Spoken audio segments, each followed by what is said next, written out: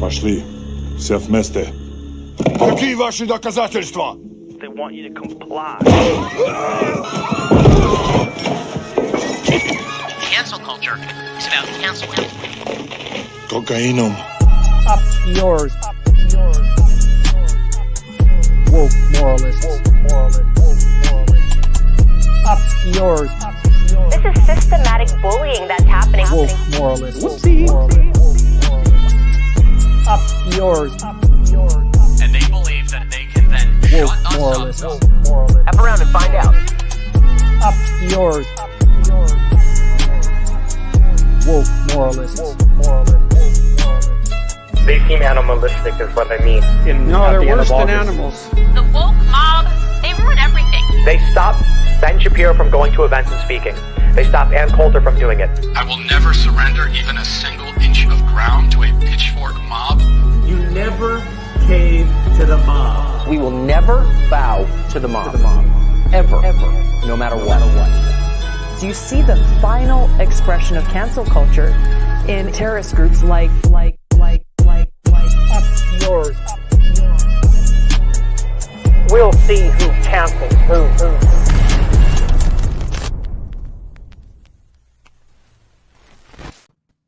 Hey, how we doing, folks? How you doing? Hi. We tired today? Some bad news. I'm Rebecca tired left today, the yes. show. She's not here anymore. Let's get that out of the way. All right, how's everybody doing? As is tradition. Yes.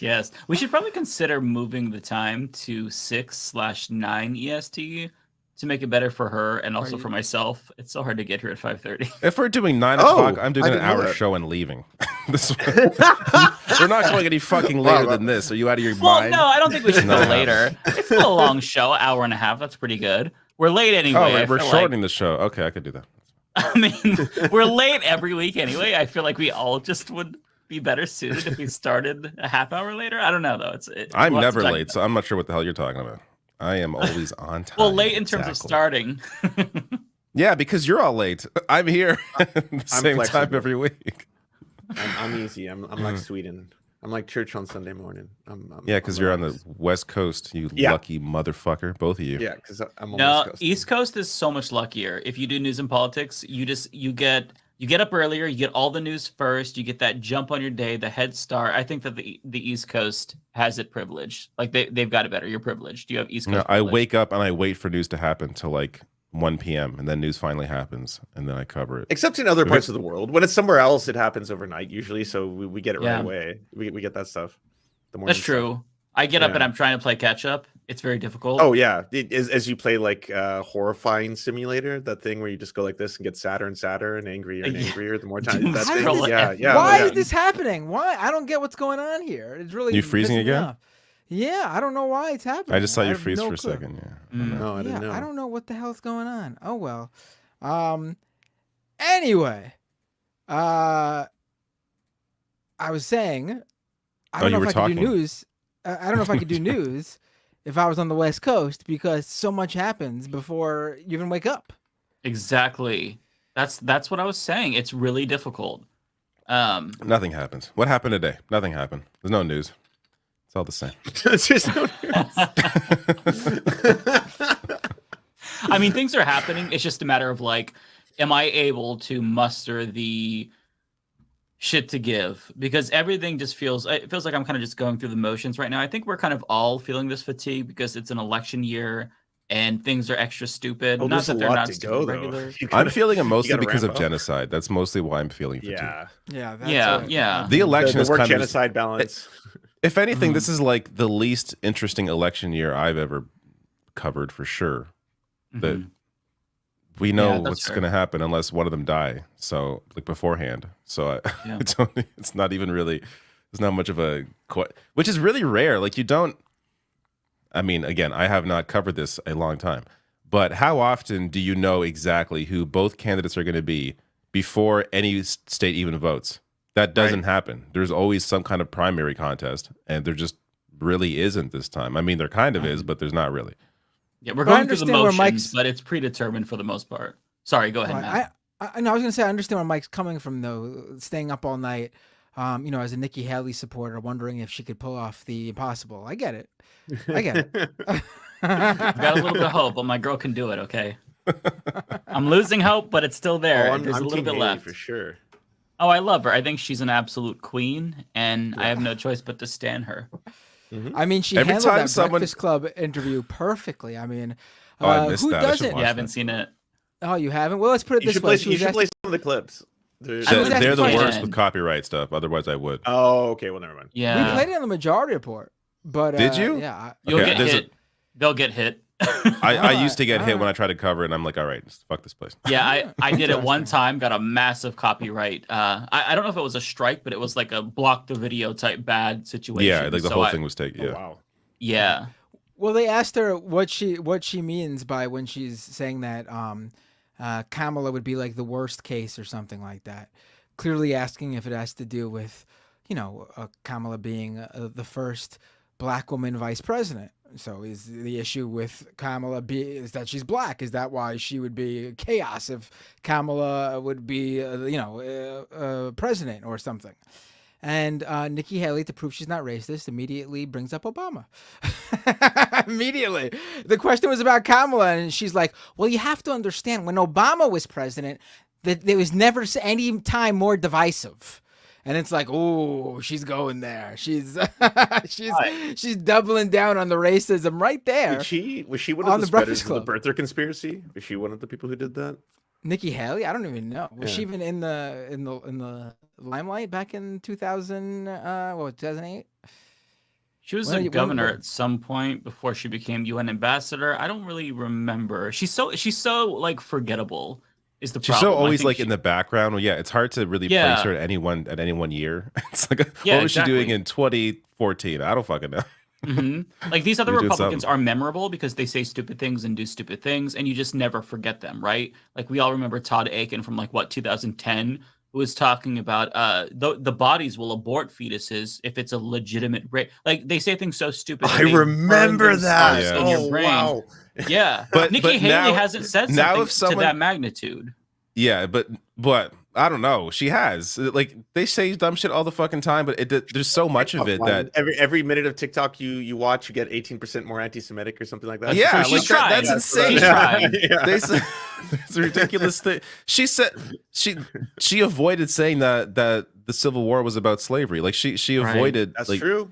There's dumb shit all the time. That abortion comment would get lost now. It's just like that's like not a big deal. If someone said that today, it wouldn't be a big deal at all. Like there are literal Nazis like in positions of power in at least state level governments. I'm sure that the there racist also is. window is so far right now in terms of what you can say openly and then be okay with it. It's not career ending. It's just like, oh wow, they're just saying this right now. Okay, yeah. Apparently, black pilots are less skilled because they're black. That's just a talking point that everyone's okay with and comfortable.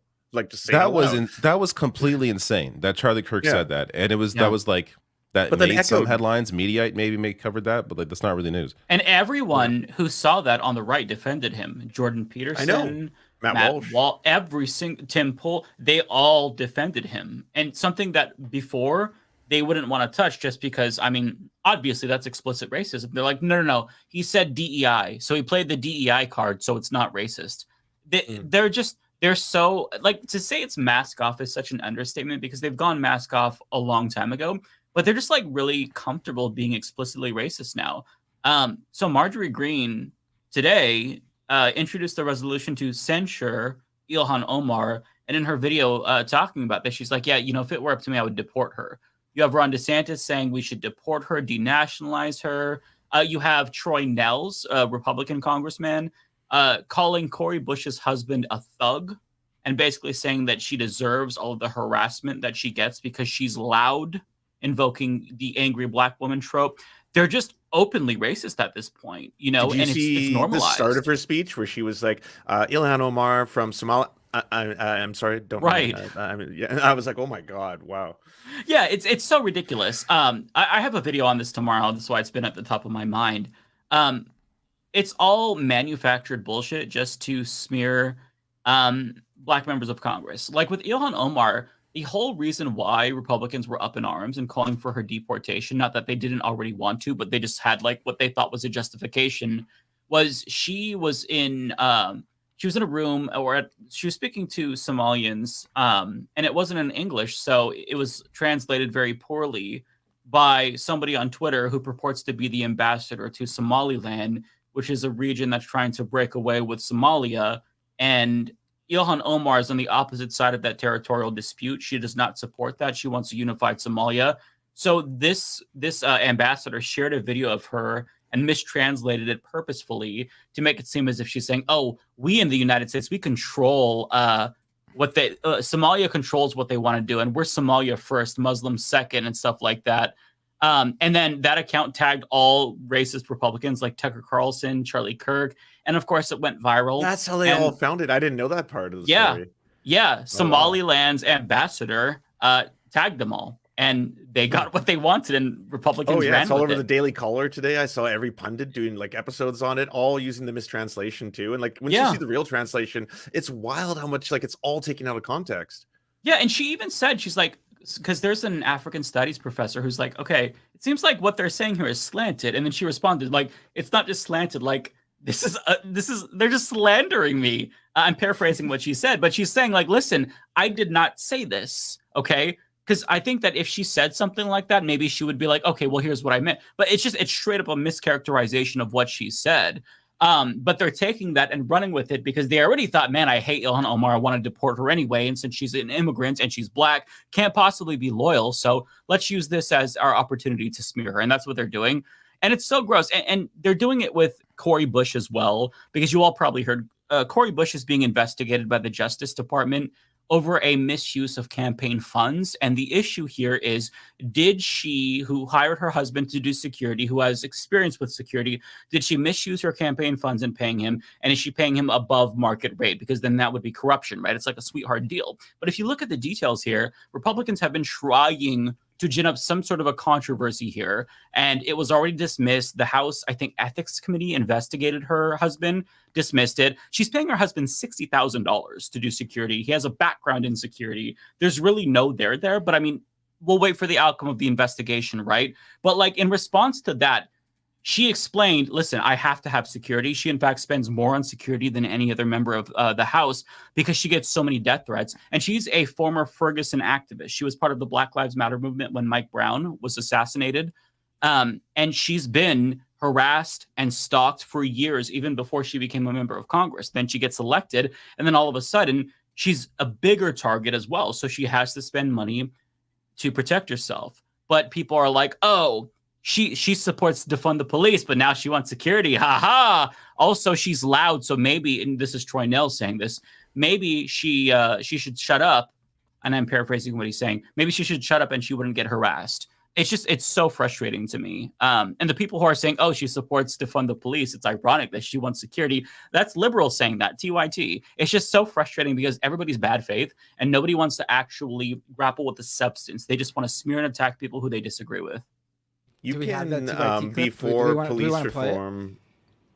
No, because I think at this point people already know. Hi, Rebecca. Hi. Oh, hi, Rebecca. We're complaining. I'm sorry. No, it's okay. I love it. I just pop in and you guys are always already complaining and mad about something. It's all good. I'm angry. Yeah, we're venting. Yeah, we're talking about Cori Bush and Ilhan Omar. I'm not sure if you've been following the straight up, just explicitly racist attacks on them. And Cori Bush, she hires private security because she gets nonstop death threats. She's a Ferguson activist. And yeah, there's a clip going on of TYT, and there's just, oh, isn't it ironic that she supports defund the police, but then she has private security. It's like, but that's not. Yeah, she's not saying we shouldn't have police. I don't know if she's an abolitionist. She's just saying like defund the police so we can take that bloated military budget. It's totally fine if she wants to call the police if her life's being threatened. You live in a society, like you can criticize the system, but you still live within it, right? Like that's the weirdest thing. When you're like, oh, well, you criticize police and you want to defund them, yet you'll use them if someone's saying they're going to smash your house in. Yep. It's like, well, it's literally like that meme where it's like, oh. But you're part of society. How curious. It's like, fuck off. Like the right. Are we not supposed to be able to criticize like anything because you can't criticize your job or your wages or your boss because you quit your job instead? Like it's such a fucking stupid and lazy argument to try and criticize people for utilizing what they have access to in using their critiques. It's absurd.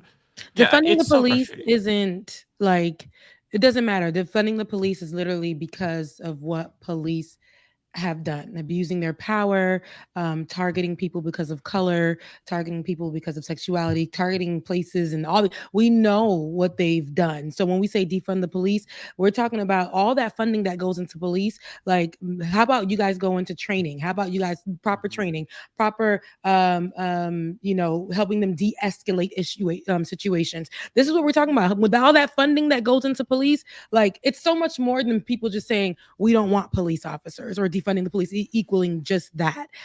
So just because she supports that doesn't mean that she doesn't deserve protection. So I think that argument, like you said, David, is dumb. Of all people, she should be extended the most grace because she is part of the Ferguson BLM activism, where that was basically the first time where Americans saw, oh my God, there's tanks rolling through the streets.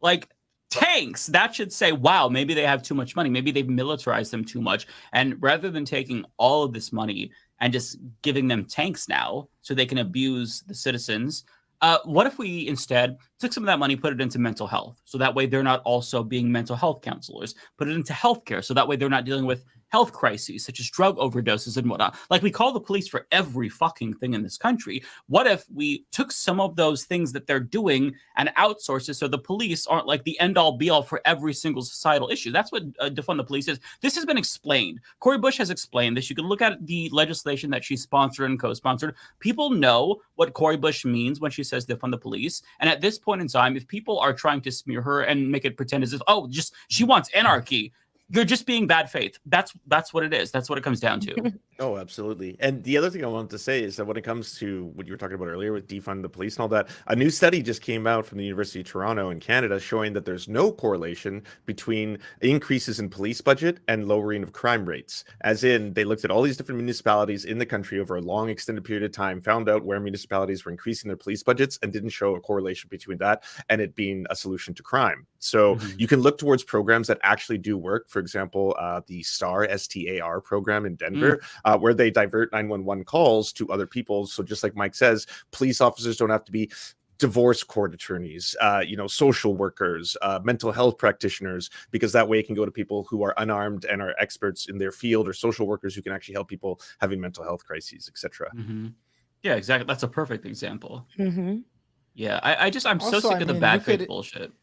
You could defund security if they aren't doing their job correctly by just firing your security. Like, a couple bad apples, like, that's ruined why a bunch. Right. That's why she supports defund the police, because when they're not doing their job, or what police are ostensibly supposed to do, but they don't in our society, because of what police's actual job really is. Defunding them is the equivalent to firing someone for not doing their job. Yes. Right. Yeah, no, there can't be any accountability. If you criticize the police, you love crime, you want anarchy. That's where we're at with political discourse. Nobody can actually engage with the substance. It's got to be a straw man that they argue against, because facts apparently are too scary for them. I don't know. It's just anecdotes, hysteria. I'm so sick of it. Here in New York, the police funding has gotten so out of control that in order to fill our subway systems with police officers who stand around like penguins huddled in groups, scrolling on their phone all day, in order to pay for that, our public libraries are closed on Sundays now. So in New York, defunding the police would simply mean, to me, reopening our libraries on Sunday and pulling some of those extra shifts police officers are taking and getting halftime, double time pay, whatever it's called. That stops. To me, that's what defunding the police would mean in New York City right now. Reopening libraries for kids and not paying police officers to stand around in circles in the subway system while they scroll on their phone. Yeah, I mean, allocating that money elsewhere makes sense. I used to live in New York, and I used to remember there was just such a large police presence everywhere I went. Right, I lived in Brooklyn, and I knew nuts. Everywhere. They're just everywhere. For no there was reason. cops everywhere, all the in time, every street corner, everywhere, corner, all the time. Yeah, just eating, talking, cruising, whatever. And they would, catcall at people, disrespect people, threaten people. I've seen it all. And I'm like, and then, God forbid you jump the turnstile and, here they are. They make such a big scene about that. Like, that's their moment to make such a big scene about. But it's like, yeah, like, let's allocate that money for something else, because they're beating up people, they're threatening people, they're abusing. It's over their like power. $2 too. Like, to take this, like, all that money wasted on all these cops beating like a guy who's trying to save $2. Like, what a waste of fucking money. It's gone up. It ain't $2. That's $2. Oh, sorry. Like years and years ago. It's gone up. Whatever the hell. Yeah. Sorry, $3. Okay, I guess it's worth it then. It's $3. It's $2.90. No, it's $2.90. Right. $2.90. But no, so whatever's happening there, though, with people like Cori Bush and whoever else needs that, like, Ilhan Omar, anybody who's out there who already has been attacked for speaking up for anything. We know the threats are large. We know what they can do. We know that these are our representatives at the end of the day. So the same security that the other ones get, and they incite riots and domestic terrorism attacks and stuff. So the same security that they have does not mean, like, it should be the same that everybody has across the board, especially as a representation. Also, yeah, you brought up a good point, because like TYT segment, they were mocking the idea that I guess you're allowed to be safe if you could have the money to hire private security, but like, in what world do the police keep you safe in everyday instances? I have never. Listen, I'm not black. I'm not Hispanic. I'm not. There's no reason for. I'm a white person who police never done anything for me. Like, I've had to deal with police, but I just do it because you need the paperwork. In fact, I've talked myself out of so many police encounters. Like, when I was in high school, man, white privilege. That's how I learned that it was real. I had friends who were like, "How did you do that, Lance?" I was like, basically, the last time I actually called the police was over 12 years ago now. My car was stolen in 2011, and in order to prove that anything that car does illegally is not my fault, you have to make a police report. So I had to call the police. They came, and the first thing they did was blame me that I probably got drunk the night before and can't remember where I parked my car. That's literally how they treated it. I wasn't expecting them to find my car, but I also wasn't expecting them to, like, of course they're not going to drop everything to do everything they got, like everything to find my car. They got more important things to do, like stand around in the subway station. So I just needed the paperwork so I wouldn't be held liable for whatever the person who stole my car does with my car. A couple of weeks later, I ended up finding my car by myself on the other side of the borough. And the reason I found it was because the person parked it after they went for their joyride or whatever in a no parking zone. And the wonderful police officers who give tickets didn't think anything weird about it and just gave the car a ticket every single day for the whole week. Didn't run the plates through to see if it was stolen because it was abandoned on a block that no one was allowed to park on. They just wrote a ticket for it every single day. It's because they've been defunded, Matt. That's all they can do now. Right. And when they write that ticket, it does go through a system. And so I would just check the system every day, and eventually the ticket started popping up in the system. You would like run your license plate and see, oh, you got these tickets, and the ticket tells you where the car was parked when it got the ticket. So I called someone up to give me a ride to where my stolen car was sitting full of tickets. And that's how I found my car. So the police helped me, I guess. If it wasn't for them giving me tickets for 7 days straight, I would have never found my car. So thank you, NYPD. They didn't do their job properly. And it's, I don't like that. You say, Lance, you say you had, it's true, white privilege. And then your experience, Matt, they're not doing their job. And then just this weekend on Saturday, I went to go celebrate somebody's 50th birthday, like an old friend from when I first moved here. They turned 50. It was beautiful. I went out. I haven't been out in a minute in that way. And I went out. I knew I had to come back and do the show on Saturday morning. So that was Friday night. So I knew I had to come back and do the show on Saturday morning. I get pulled over on the way home, and because I got pulled over. It was in a dark area. I was on the way home. I told you guys I live in a predominantly white area, and the cop tells me to roll down my window. So, I did. And then he told me, the first thing he asked me was, have you been drinking? Now I was like, no, I didn't drink because I knew I had to do the show in the morning. And when I drive a distance like that, I don't drink. So I'm like, okay, came like he told me when he left the car, he's like, this was Saturday. I was by myself. It was super dark. I had on heels. My hair was a little frizzy from me dancing, and I left the event early. And I was so scared. And I have like PTSD from run-ins with the cops when I was like 12 with an AK behind my back and was in handcuffs in my own house because they thought I was breaking into my own house. But so when I'm just sitting there, I'm like, yo, I need to get on the phone with somebody. I was just listening to music going home. So then he tells me to get out the car. He asked me where I came from. And then he asked me again, have you been drinking? I said, I have not. I'm looking at him like, oh, I have not been drinking at all. Like he wanted me to change what I was going to say. So then he tells me, where's your license? And I told him where it was in the car. I said, I have to go get it. My purse fell in the corner, so I have to go get it. I feared so bad when I went to go get my license. He walked back to his car. I don't know what the hell he went to go do. So I'm like, Jesus, please. Like, I just need to get my license. So I found my license and I gave it to him. And he was just like, all right. Then he takes my license, puts it in the front, and he's like, have you been drinking again? And I said, no. Jesus he says, Christ. I need to, and then he tells me I'd stand in the street. All right. And he makes me do, and it's so humiliating. I'm by myself, only his vehicle and me. And he tells me to walk towards him. And he looks at me, he's like, oh, you have on heels. And I'm like, I just told you I came from a 50th birthday party. Like, what are we talking about here? And he tells me to walk towards him. Then while he's telling me to walk towards him, he said, did you give me your license? I said, it's right there on your chest. And he's like, oh, okay. And then he continues. And then he tells me, ma'am, follow my finger. This goes on for like 10 minutes. And he tells me, don't move my head. And I'm by myself. I'm trying not to cry because I'm like, Lord, I've been having a really like these things would happen to me. Like, I just want to go home. I just want to go home.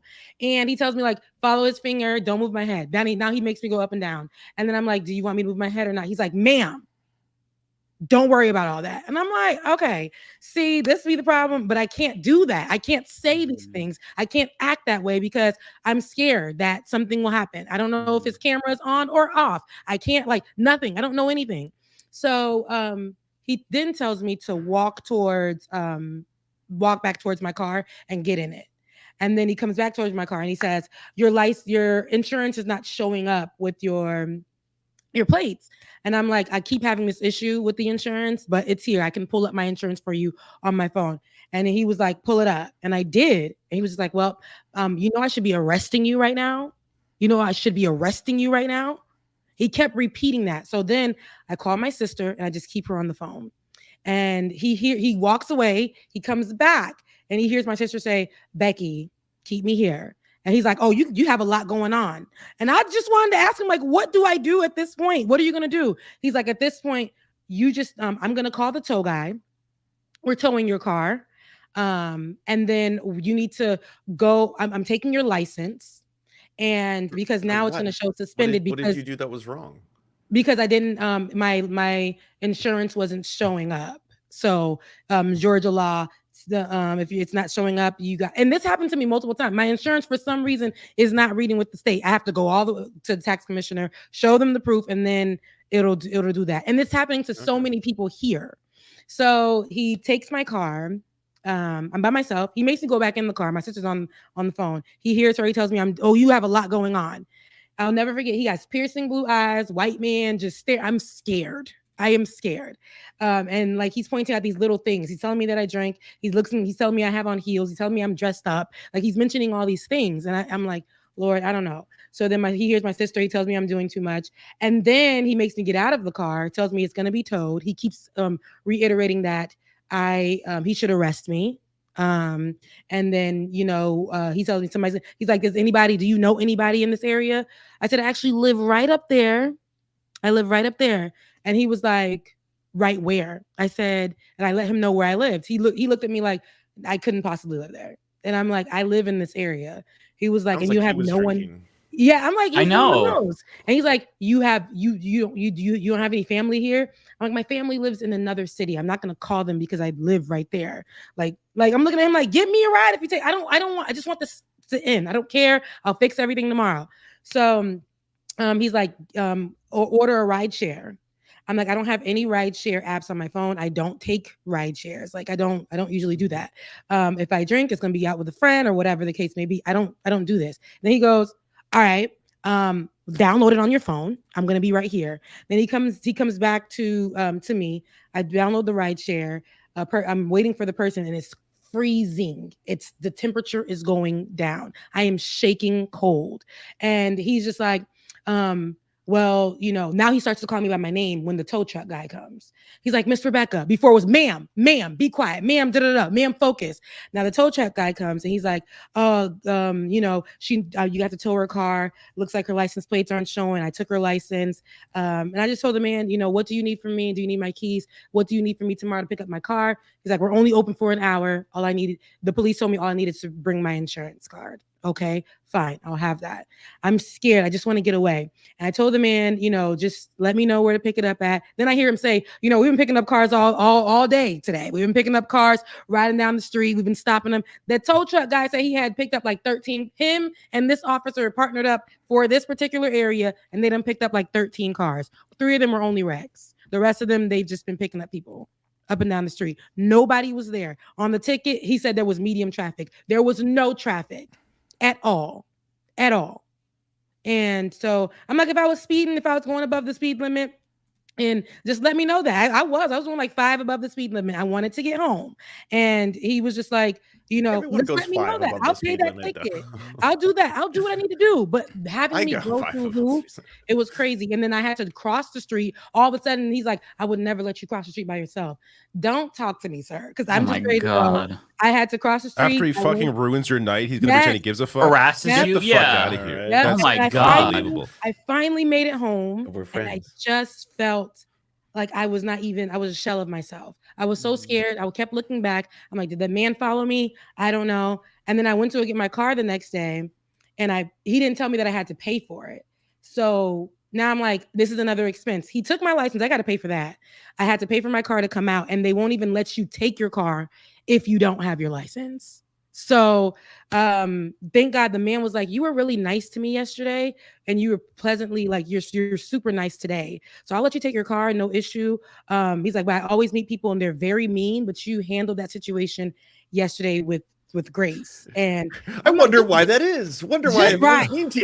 I'm like, just give me my car. I'm going home. And I've been parked since. I have been super afraid to drive. Just in my neighborhood, I just don't like those type of experiences. And I don't think they should be that hard. If I was going over the speed limit, let me know that. I showed you my insurance. Tell me what to do. I asked him, I said, what do I need to do? And he was being so mean to me at first. And then when the tow truck driver came, then he started to be a little bit nicer. But it was a moment. Now he gave me 3 tickets. So because my car, me driving it, and without the insurance, me not having insurance, and but you for the speed. But you have insurance. I know, it's their problem. Exactly. Yeah, I don't understand. Even though he saw the insurance, and even though that's all you needed to pick up your car, he still got it towed. Yeah. Even though nothing changed between then and now, anyways. Yeah. He wanted me to be drunk so bad. And that night I really did not drink. He wanted me to be drunk so bad. He wanted me to have some kind of something for him to get me on. And he kept repeating the words arrested. I don't like to be treated like a criminal. Y'all know my whole situation with the people garnishing my check, making me feel like I stole something. I do not like to feel like a criminal at all. And I don't like when they're abusing their power and they're speaking down on me. And I can do nothing about it. I literally can't say anything or do anything about it, because I want to save my own life. I want to make sure I get home safely. And that was such a moment that like I said, I have not been in my car since. I'm just like, I'm just gonna just wait and get all the stuff. And then I had to pay for everything. So that was $200. Then there was another fee I had to pay. Then it was like, I have to go back to the municipal court and figure that out. It's a whole thing just from one night where a cop could have just did their job, but instead it was just this whole thing. So that's fucking insane. I'm frustrated just listening to that. I cannot imagine going it through was that so experience. scary. It was like night. It was black, and I was just with this man with his high beams on me outside, literally having me walk the street like I was a drunk. When you have no recourse, he can do anything, and there's just no accountability. He could. And how much beat did you that up. cost Nothing. the taxpayer? There's by the nothing way, that you that could whole do. ordeal? Yeah. Yeah, like Yeah, how it's- expensive was that harassment? How much money was Right. spent doing that to keep safety in check? You know? Exactly. Yeah. Harass somebody who has insurance, but it's fucked up. Just And because, even though I'm you saw like, it, I showed him on my app. He made me go into the app and told me to show him. I did. And it still wasn't enough. And after that, he just was going on this whole, he was looking for something. He was looking for something. And I was just like, yeah, because clearly there was no reason to stop you. Like he'd never explained why he stopped you. I'm like, I asked him, I said, if it was a speeding ticket, that's okay. I understand. I wasn't going 45. I probably was doing 53. Like, I get it. Like, I get it. But he wouldn't even address that. He just kept talking about your tag, your license. Let me get these things. He stripped me from everything. I went home with nothing of mine. Like nothing. I had to just go home. So yeah. I'm really sorry. That's so traumatizing. Yeah, it is. And I'm okay, but that's literally my reality here. And then choosing to live in a certain area because I want the benefits of the safety and the cheaper housing. But it's for me because I don't look like the people that live here. The police will always be after me. This is not my first run-in with them here, but that was my first run-in with them at night and by myself, and it was super duper scary. Yeah. I'm really sorry. That sucks. I know. I'm a G about it. And I'll get over it. I'll be back in my car soon enough, but it costs, right? It cost me those type of, it wasn't just a ticket. I can go to the court and just, it wasn't that. Now it's a whole damn thing I got to do. A whole damn thing. Right. So, but it's okay. We're going to get it done. Jesus Christ. Yeah. This is why people become so radicalized. Because he could have been doing something productive with the taxpayer money.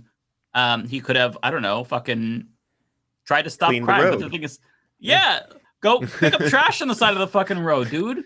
Like back to Binder's story. Do you know that joke, that Seinfeld one, where it's like a whole bunch of cops are standing on the subway, hand them a broom because we're already paying their salaries. They might as well clean it. Do something. They just sit there and wait for people to pass That's by. That's a good point. That's a really good point. And they choose. They do something with your time. You're just standing there, and then you choose people to pick on, and you know who to pick on, and then it's a whole thing. You guys are actors and you guys are capitalistic. You guys partner with other people to make this tow truck company money. It's just so that you look for people and things and you attack and then you belittle people. You make them feel small. If they challenge your authority, if they challenge the lies or whatever you're trying to put on them, you go even harder and to make their moments or their life or this experience miserable so that they always fear you. That's what they do not want. Any police officers have this, authority, or they walk around with this authority and they think everybody should be afraid of them. You should not be. I should not be afraid of the people that's here to serve and protect me. I should not be afraid. Yeah. I should be able to question you, talk to you, have a conversation. Why am I being pulled over? I should be able to do that. But I'm so scared. I got to keep my mouth shut to make sure that I make it home. That's crazy. That's an occupying force. That isn't protection. That isn't safety. Yeah. I know most lefty shows, when they complain about state violence or the police, don't offer solutions, but I just finished making a documentary on this very subject. So I actually know 5 or 6 things that can improve public safety that diverts money from the police. One of them is actually to improve lighting in dark areas of city. Another one is community project and community-based building projects, apparently lower murder rates by about 9%. Another one is spending more money on Medicare, Medicaid, and access to public health care. That one's probably should be a surprise to nobody.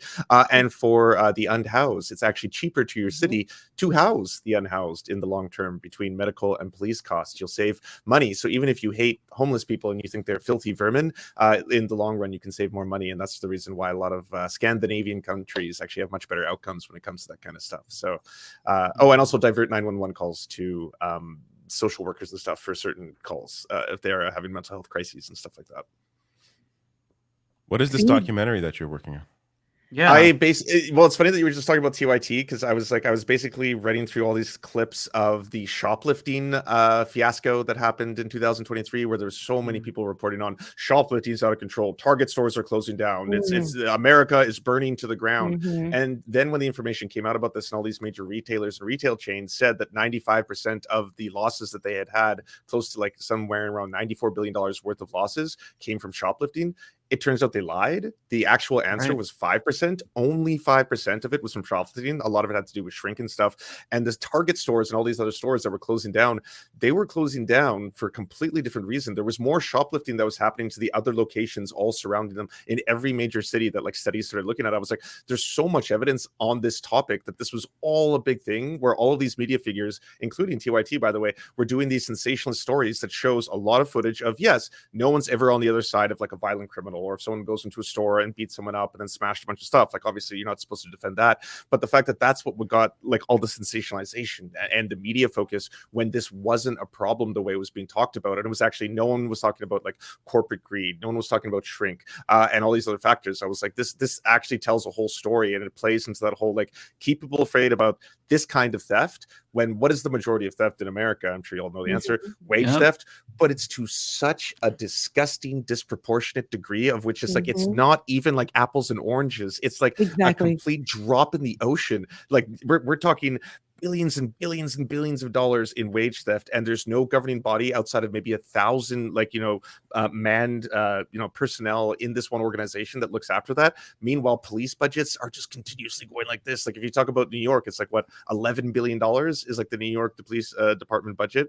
So police are getting all this money to try and fight a problem that isn't actually going after the problem, and the only reason everyone buys into it is because of like propaganda, our movies, the idea that society's safer if police keep us safe, and media always showing us this is scary, this is frightening. Look at people breaking in, look at this, and they're disproportionately black, and they're disproportionately indigenous, and they're smashing the glass, and it's all super scary. Are you on the side of the people breaking glass? And like you have to play defense, where you're like, no, obviously I don't defend the guy, the mad pooper of Florida. It's bad that he's pooping on people. Obviously, I'm not on his side, but I just think the solution to this is probably not giving the police, millions and millions of more weaponized, materials. Yep. Like yeah, it's class warfare. It's class warfare, because when you think about wage theft, it's like, okay, if your employer steals from you, what would happen if you were to just, like, let's say you work retail, you just go in the cash register, you take that $200 that they didn't pay you in overtime, you would go to jail, even though they stole from you. Like, these are things that are only enforced on the poor, right?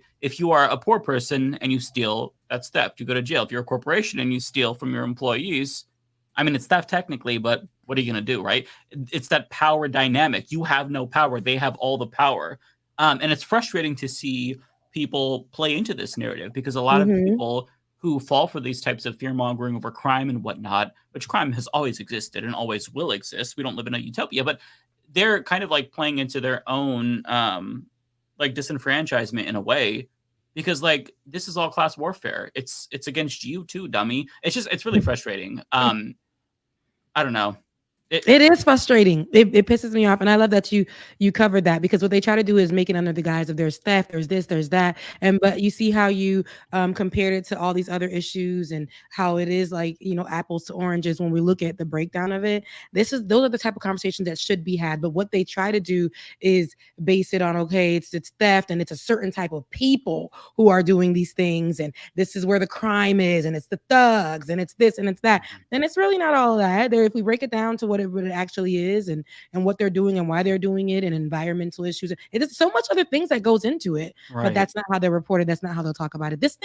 This whole thing could be very, like, when we break it down, it is frustrating. And if we go back to the gist of it about defunding the police, these are the reasons why we talk about it, because you guys fund for these kind of things. So I don't like going to a Walmart where you're locking up deodorant. Right.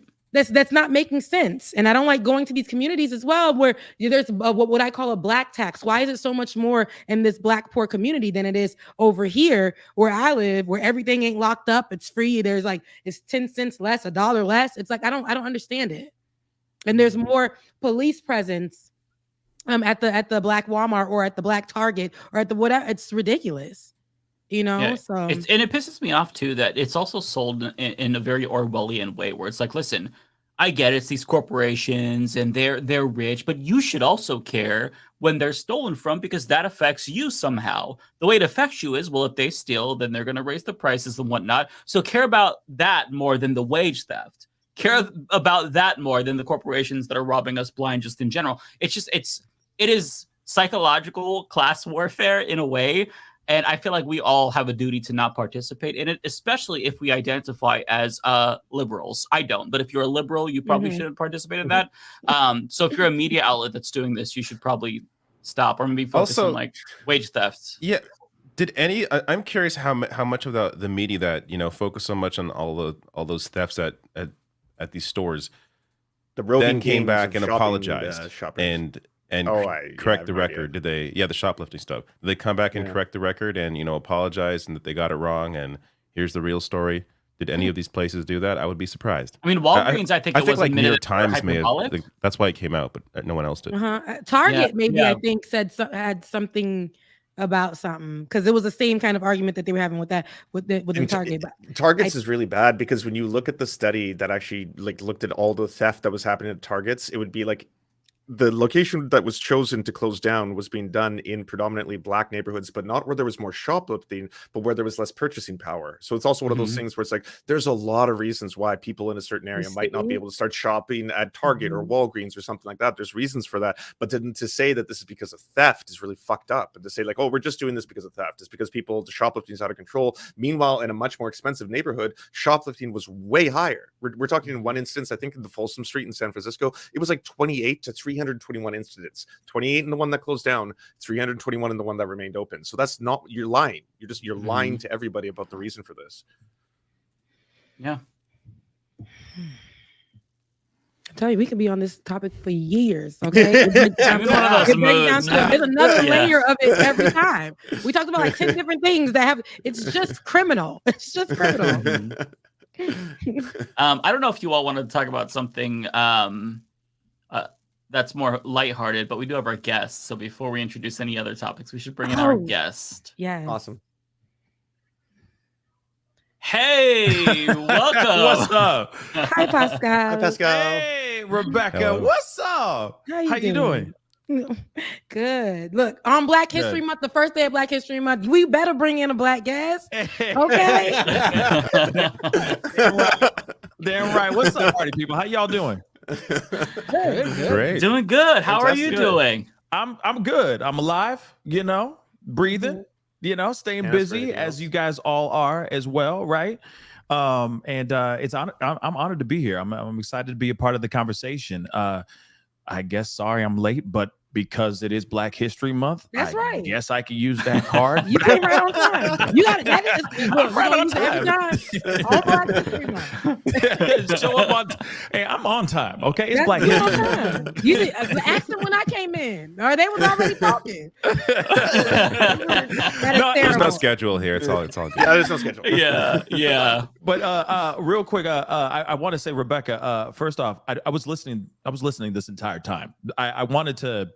But it's like a conversation double dutch. You just don't know when to jump in, So I wanted to let you tell your story. And I just want to say, I'm so sorry that happened to you. I mean, given the fact that you, I'm sure, wanted to rip him apart with your own bare hands. You know what I mean? Mm-hmm. The fact that you kept it together and he was really trying to challenge your integrity. Mm-hmm. And I just wanted to commend you for just keeping it cool. I'm sure you did a whole bunch of shots of Patron afterwards, which would have definitely been deserved. But yes. And I'm sorry for circling back to that story. No, but it's okay. I'm just saying, I'm so sorry that happened to you. I feel like we've all gone through that kind of bullshit, right? Mm-hmm. Yeah. Unfortunately. Yeah. So yeah. I appreciate that. I know. I feel your pain. I'll just say that. I feel your pain.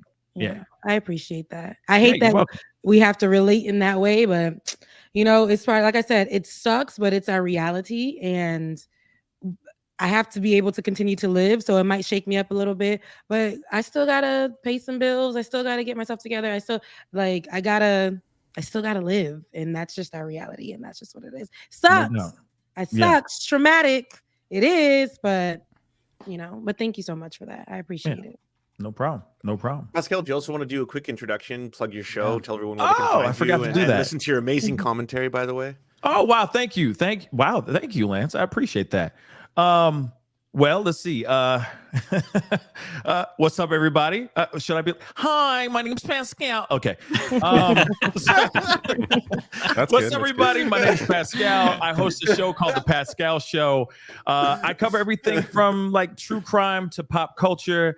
I might sprinkle in a little bit of political here and there, but mainly it's true crime and pop culture.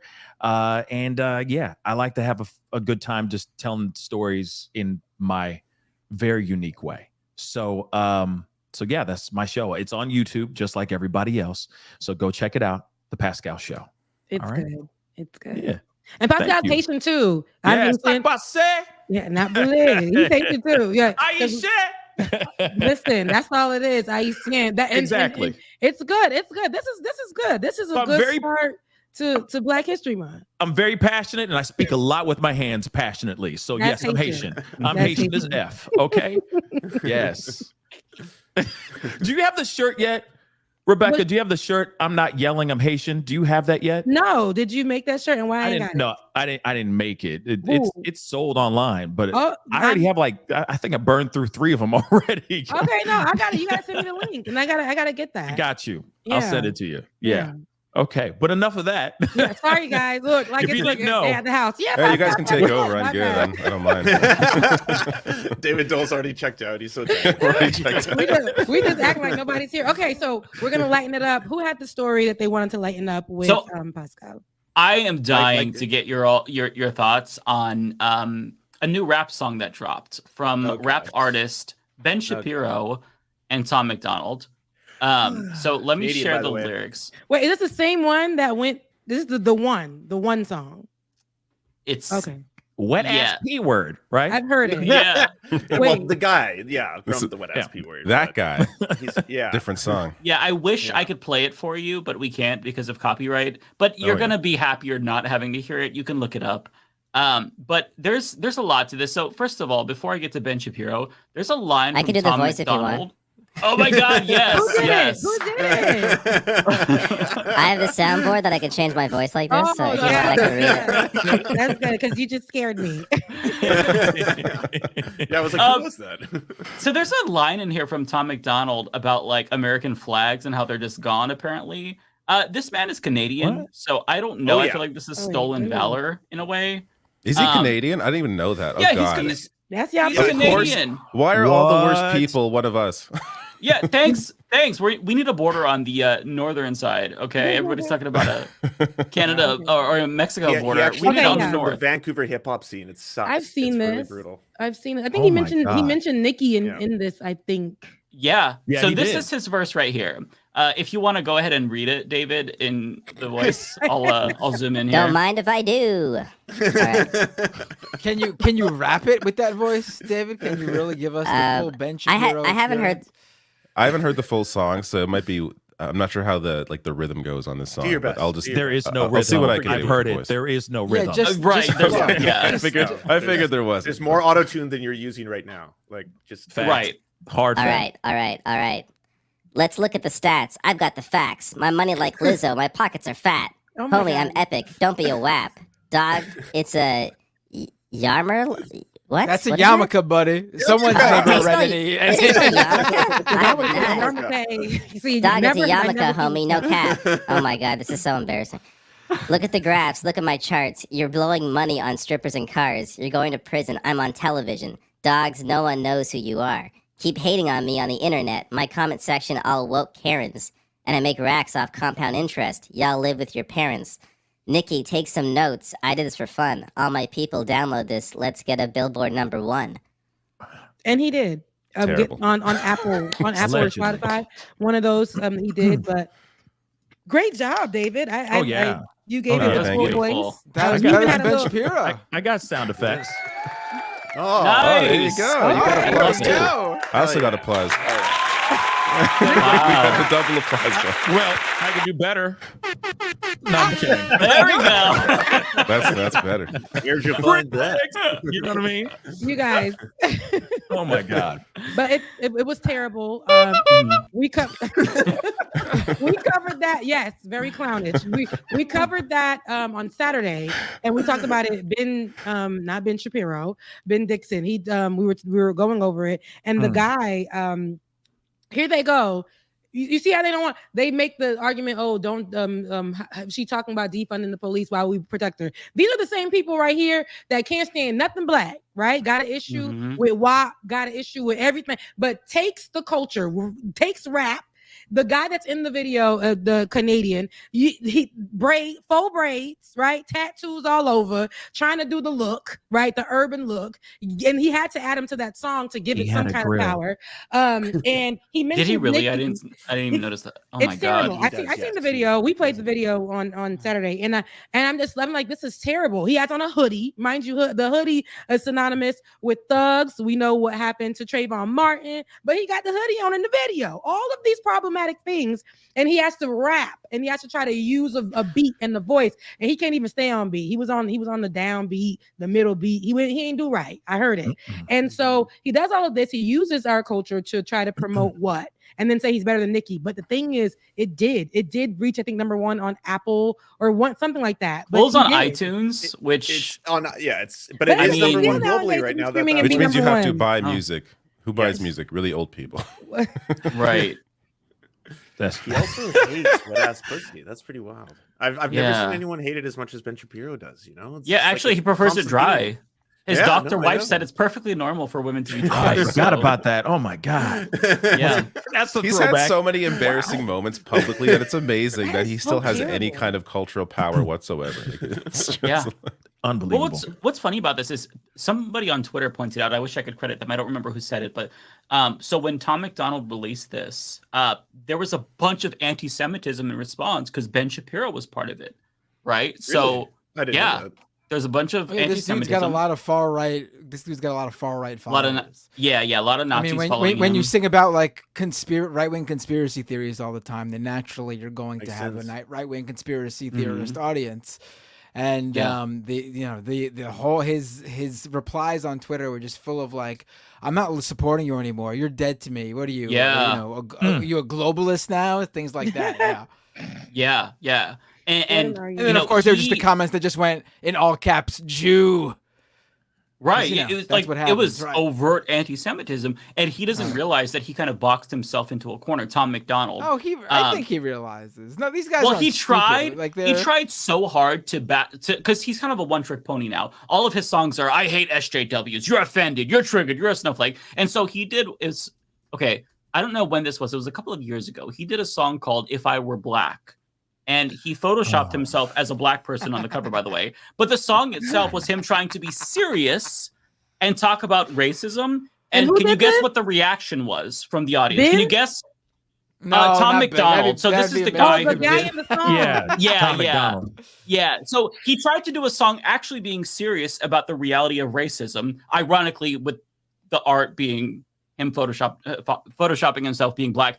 And his audience, they didn't like it because they don't want to be told that racism is real. They want to be told that it's fake and that anyone who cries about it is an SJW. So it's so funny that now this person is like forced to just make song after song about SJW. Like he is the music equivalent, and music is charitable. He's the music equivalent of like an anti-SJW YouTuber from like 2015. It's insane to me. And boomers, he's like a born again preacher, like one of those people who's like, I used to party, I used to have orgies, I used to do all this like sinful stuff, but I don't anymore, and I'm better now. And you are terrible. You are terrible if you do the fun things I do. And that's like that's his whole persona. He wanted to be a wrestler. Are you talking about Tom McDonald, right? Yeah, Tom McDonald. Yeah, right, yeah. So he wanted to be a wrestler apparently, and then he was in like the Vancouver hip hop scene, and then he like overlapped with Swollen Members and Mad Child for a little while. And if you don't know these names, that's okay, that's fine. But like it's wild how he did this whole rebranding where he's like he got sober and now he like he believes in like fighting wokeness and SJWs and all that kind of stuff. Like he did a whole rebrand and then became really successful at it because yeah, it's like lower bar of entry than Christian music, I guess, kind of thing. Oh, he does Christian music. No, but it's just kind of like he wasn't successful as like, you know, a rapper until he became a MAGA rapper, and then as a Canadian MAGA rapper, he's like he's charting. He's been leaning hard on that. That grift is real. That grift is very, very real. Are you, Lance? Are you working on his unauthorized documentary as well? No, I just covered. I just Lance got the information, maybe. That's amazing. I'm like, wow. Well, tell me his whole story, please. I just did a story on him, and it blew my mind finding out that he's Canadian because he's got this song with another dude from Vancouver called Mad Child, and the two of them are singing about Trump, and it's like, you know, you won't vote for Trump, but you do. I'm like, they're both Canadian. They're both from Vancouver. I was like, this is so wild. Yeah, I know. Americans love him. And his tattoo on his lip is like hog, right? Oh, I don't know about his tattoo. I think it says hog. He's a pro wrestler. So he thinks he's an American hog. I think he was an amateur wrestler, not a pro wrestler. He's LARPing as an American. They wanted me to specifically know that, Matt, in my chat. Icy wanted me to tell you specifically that he was a former pro wrestler. So I did not know that. This makes him a lot more. That makes it a lot more interesting. I mean, he was a nobody. He was basically, you know, an indie guy. Like he was on the indie scene for a couple of years. Oh, you knew All Star? Man, you know so much about wrestling. Oh wow. No, I didn't know. I didn't know who. I'm just looking it up now. I didn't even know he was a wrestler, but I'm looking it up now. He wasn't like with WWE. I thought it was in the dome, Matt. I'm like, damn. No. Me too. I was like, that's a deep cut. Yeah. I'm looking up some of his. I mean, he didn't make it. I mean, so failed wrestler, a failed wrestler, but he knows how to spit some boars. Sort of, I guess. But then he realized that the right wing was going to gobble him up. So he just decided, hey, let me just go after this 10 toes down and make just a whole bunch of bags. That's exactly what it sounds like, right? Because I mean, every single song he ever comes out with is something that has to do pro-Trump or it's super right wing. I mean, it's still that, right?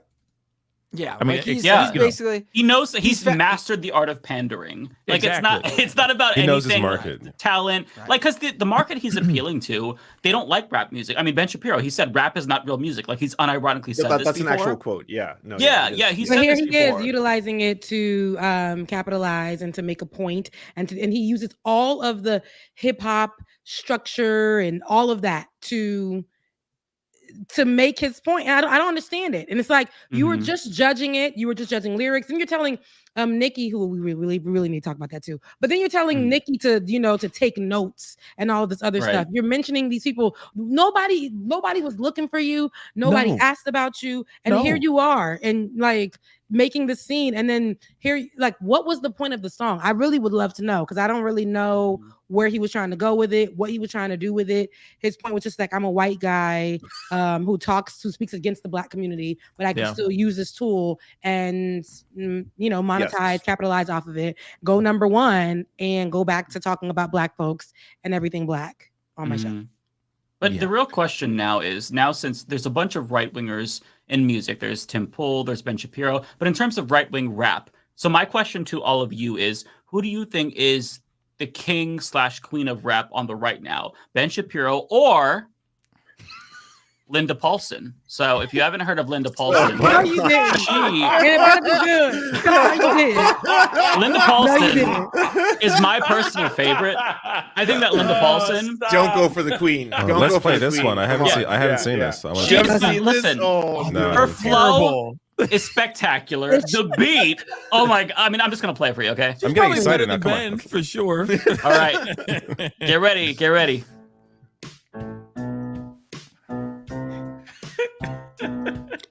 Whoa, be careful! I don't want to get copyright struck. Right here, there's a new name on the ballot for the Senate this year.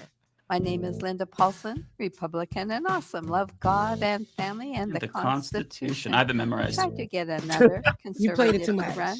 Nobody could do it, so I'm getting it's a cell phone ringtone. I'm pro Not the picture being blurry. Pro-police, the right to bear arms, and the right to free speech. I want less government. What control program and regulation? for that? Want Like to this stop she and used for this? expose all political corruption where there's integrity, morality, accountability. Oh my Government God. programs should lead to self-sufficiency and support traditional family. 50, as the girl, it's fundamental giving by unit of 70. society. I know, right? In schools, they are pushing for new beliefs. And just to clarify, as a female adult, I know what a woman is.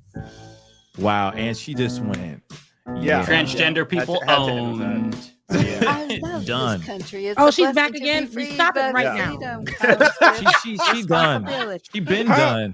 Wow, it's more than a minute. That should have been like 0 seconds long. Yeah. By the way, you guys seen the video of the it's like an old like early 90s or late 80s video of how to do hip hop, like how to dance hip hop. You ever seen that? The white lady, she's like, and dance, and she's like doing all this 2, 3, weird. 4, 5, 6, 7, 8, I 9, think, 10, yeah, it sounds familiar. I've seen that. It's like she took the lessons from that Yes, she that did. video. With no moves Someone though, because learned. that other lady, she gave you a little 1, 2, 5, 6, pop it up, down. Yep. Like she gave you that. this lady gave us not a thing. And talking about she was 50 on She that just did cake. one move. She's like, that's the one thing I She did learned this. from that I remember tutorial. She did this. And she did that. Yep. Hey, Oh my she God. did so. Isn't that from like who's that from? That's from some Pascal's music this. video. You talking about this something is- something this is an old Caribbeans? video privilege shot. Them people what It's from something. I'm trying to remember what it is. It's Some stupid song, like Lil Jon or something. I don't know what it is. It's one of those. You're songs. right, and it's coming to me right now, but it's not coming to me.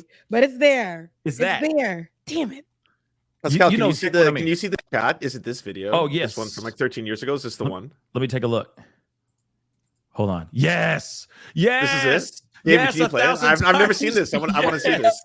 It is so bad. Oh my God. You gotta scroll through a little bit. Exactly it. If you can play it, you just gotta scroll through a little bit so you can get to her. And she's just like, it is this. And a 1 and a 2 and a 3, 4. Yeah. And she's you gotta use it's so bad. It's so amazing. Oh. But she's not. I mean, so you guys consider her. I know Mike was asking, who's the better rapper there. Do you consider that Republican woman a better rapper? Play that though. Play that real quick. Yeah, you gotta take a look at this. 1, 2, 3, 4 hits.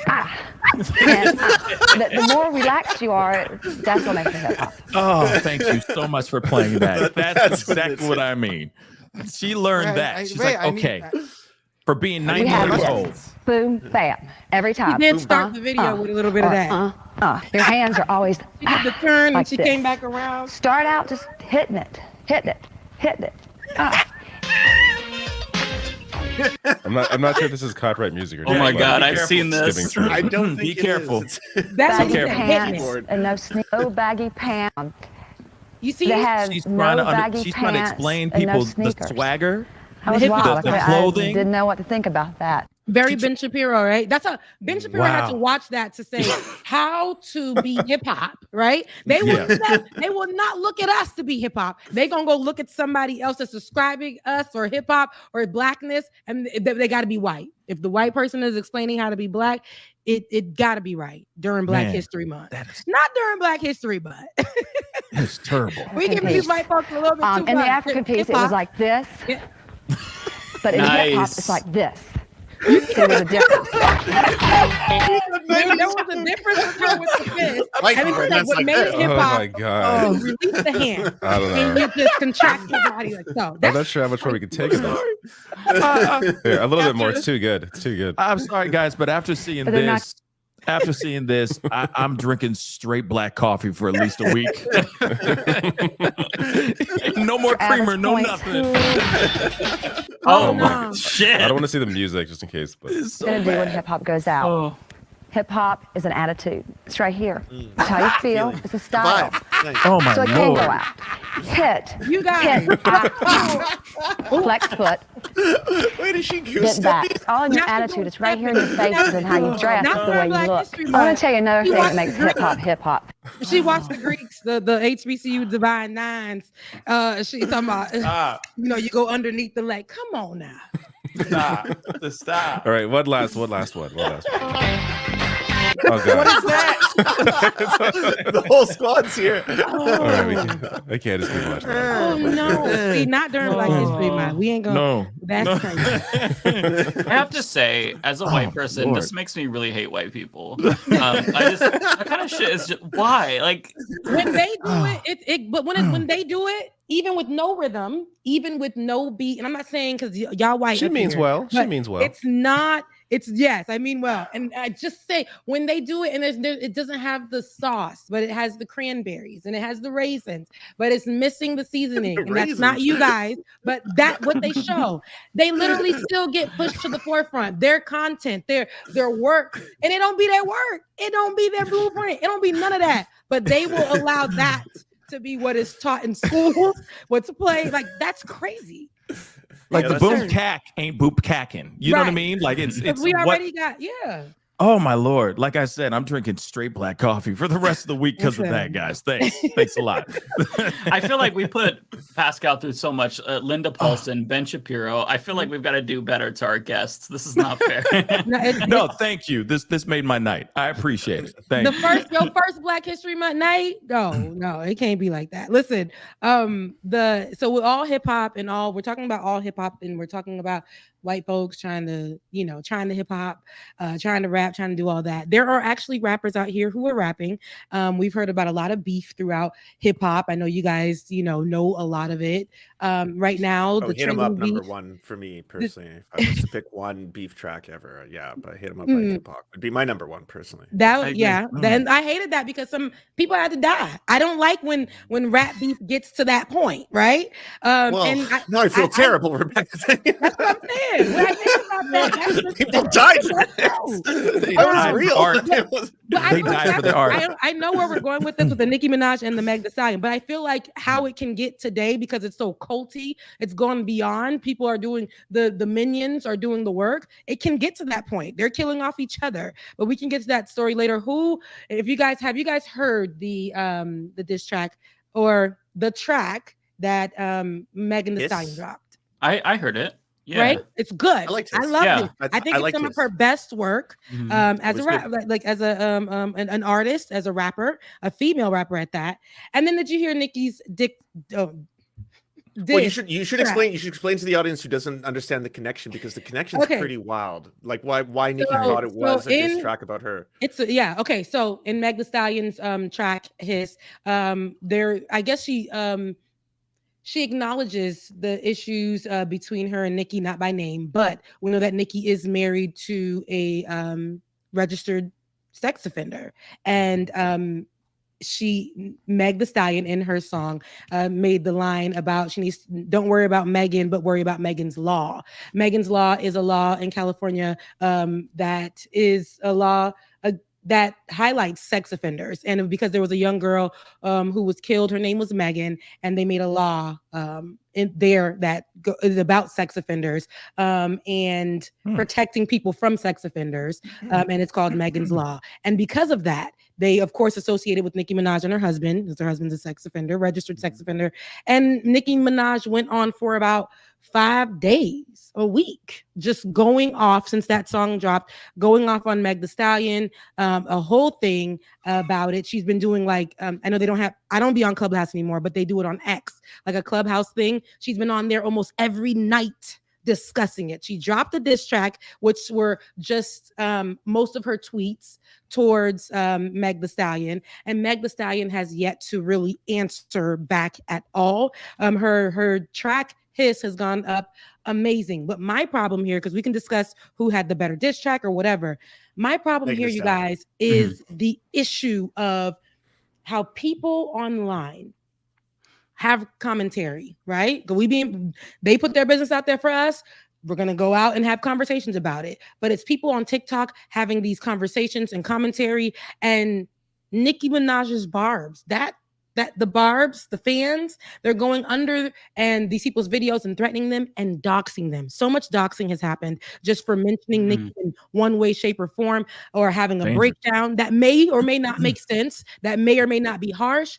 They're going underneath these people's posts. They're calling their jobs. They're calling their family members. They have, even for Meg Thee Stallion, the cemetery where her mother, Meg Thee Stallion's mother is buried at, had to put more police presence there, not only over her mother, but over the place itself. And a lot of people who just made commentary are being threatened, and their information is being placed online because they spoke against Nicki Minaj. Nicki Minaj has not yet once told her barbs to stop. In her diss song, she says to go to go deal with her mother or something like that, something disrespectful to her mom being dead. She's lying on her dead mom or something. Lied on her dead mama. Lied on her dead mama. Yep.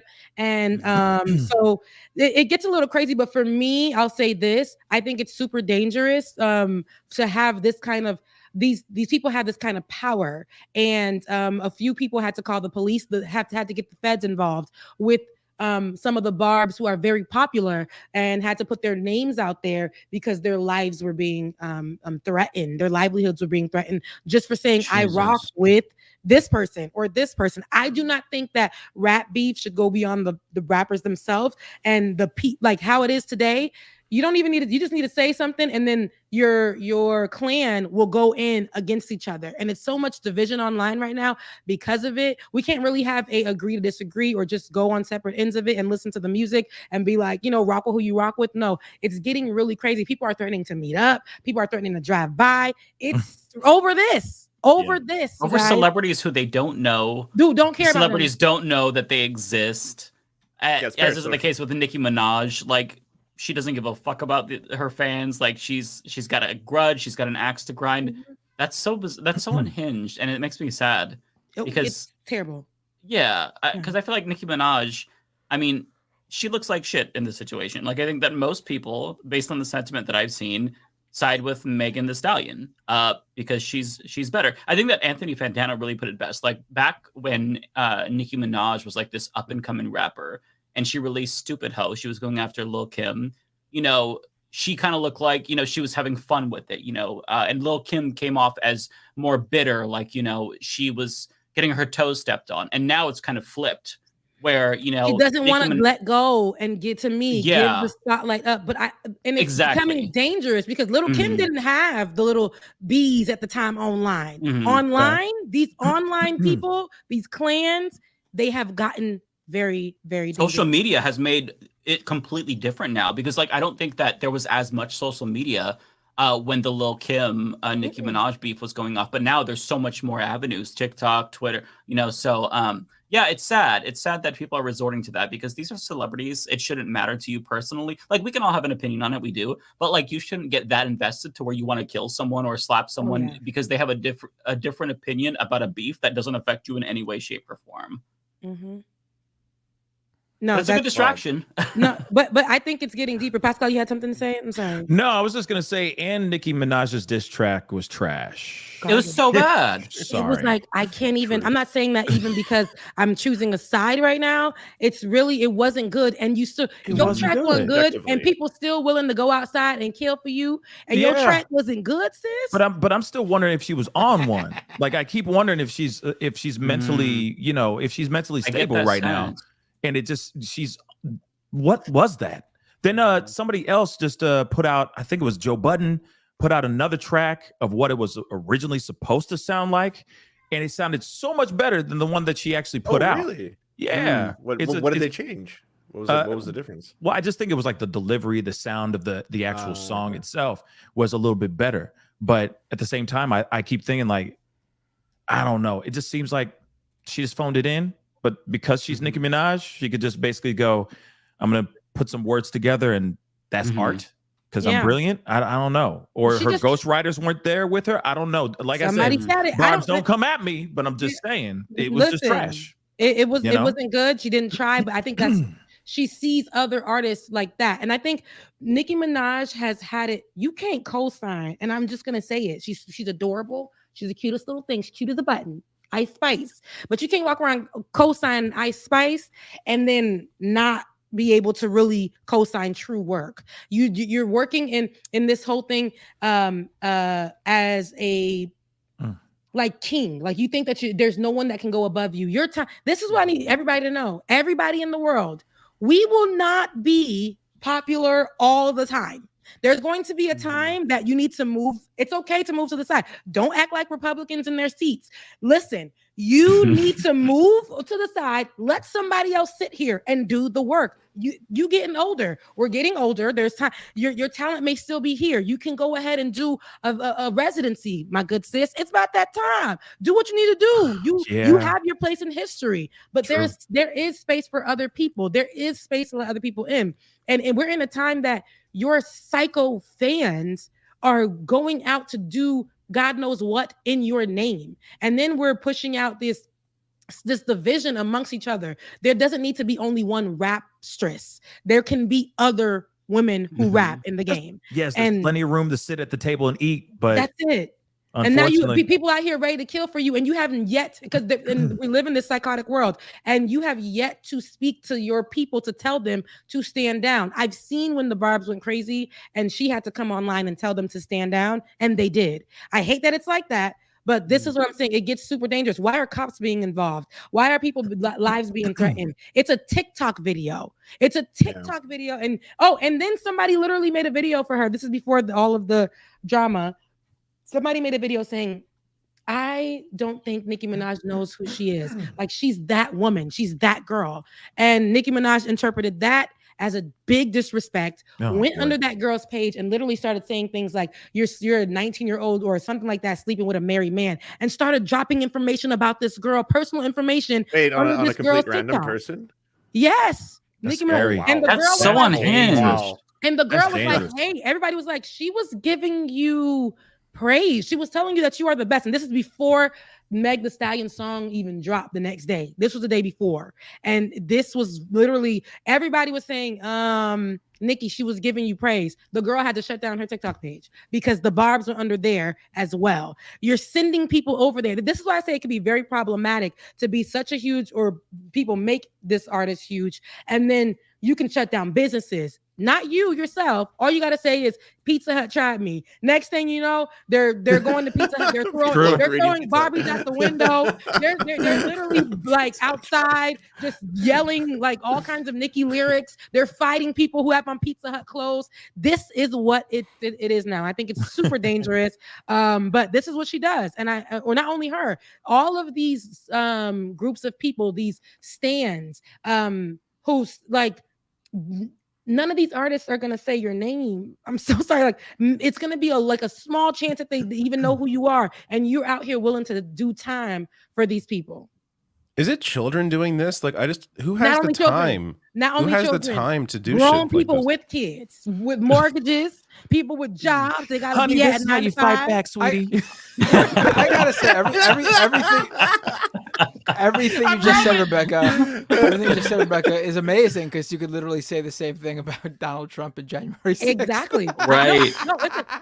That's exactly. And Matt, it's exactly what I said when I was in conversation with my sister. I said, hey, the stand culture is very dangerous, because I can look at Donald Trump's stands, and when he said one thing, they take out into the street with their tiki torches and stuff like that, or they'll go straight to the Capitol and they'll start threatening the lives of our representatives. They do not give a damn. And you know who won't be there?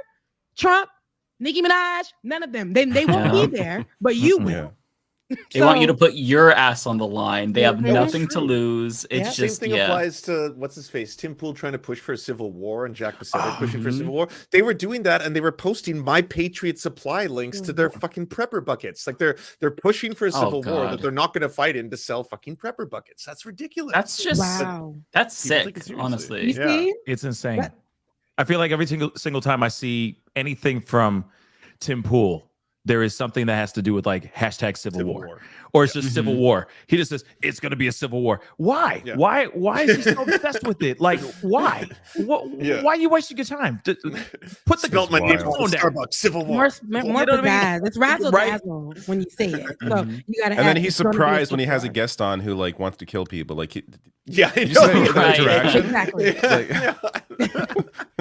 He had to like take an episode of a show down because the guest what he had on that was recent, I guess right? was I guess was like issuing like real threats, And really? Multiple times. And then when they went back up, he's like, I thought I told you before the show, you're not supposed to like threaten people and like, tell them you're going to push them out of like helicopters and stuff like that. He's like, okay, fine. Yeah, he made allusions to killing people, I guess. Well, no, he flips out because he's like, this keeps happening. Guests keep coming here and they keep trying to like talk about killing people. I was like, well, maybe it's your guests. I don't know. Like, I don't have that problem. Like, it's like, oh, you hate everybody. You hate everybody. Okay, come on in. Come on in. Yeah, you hate everybody that isn't right wing. Come on in.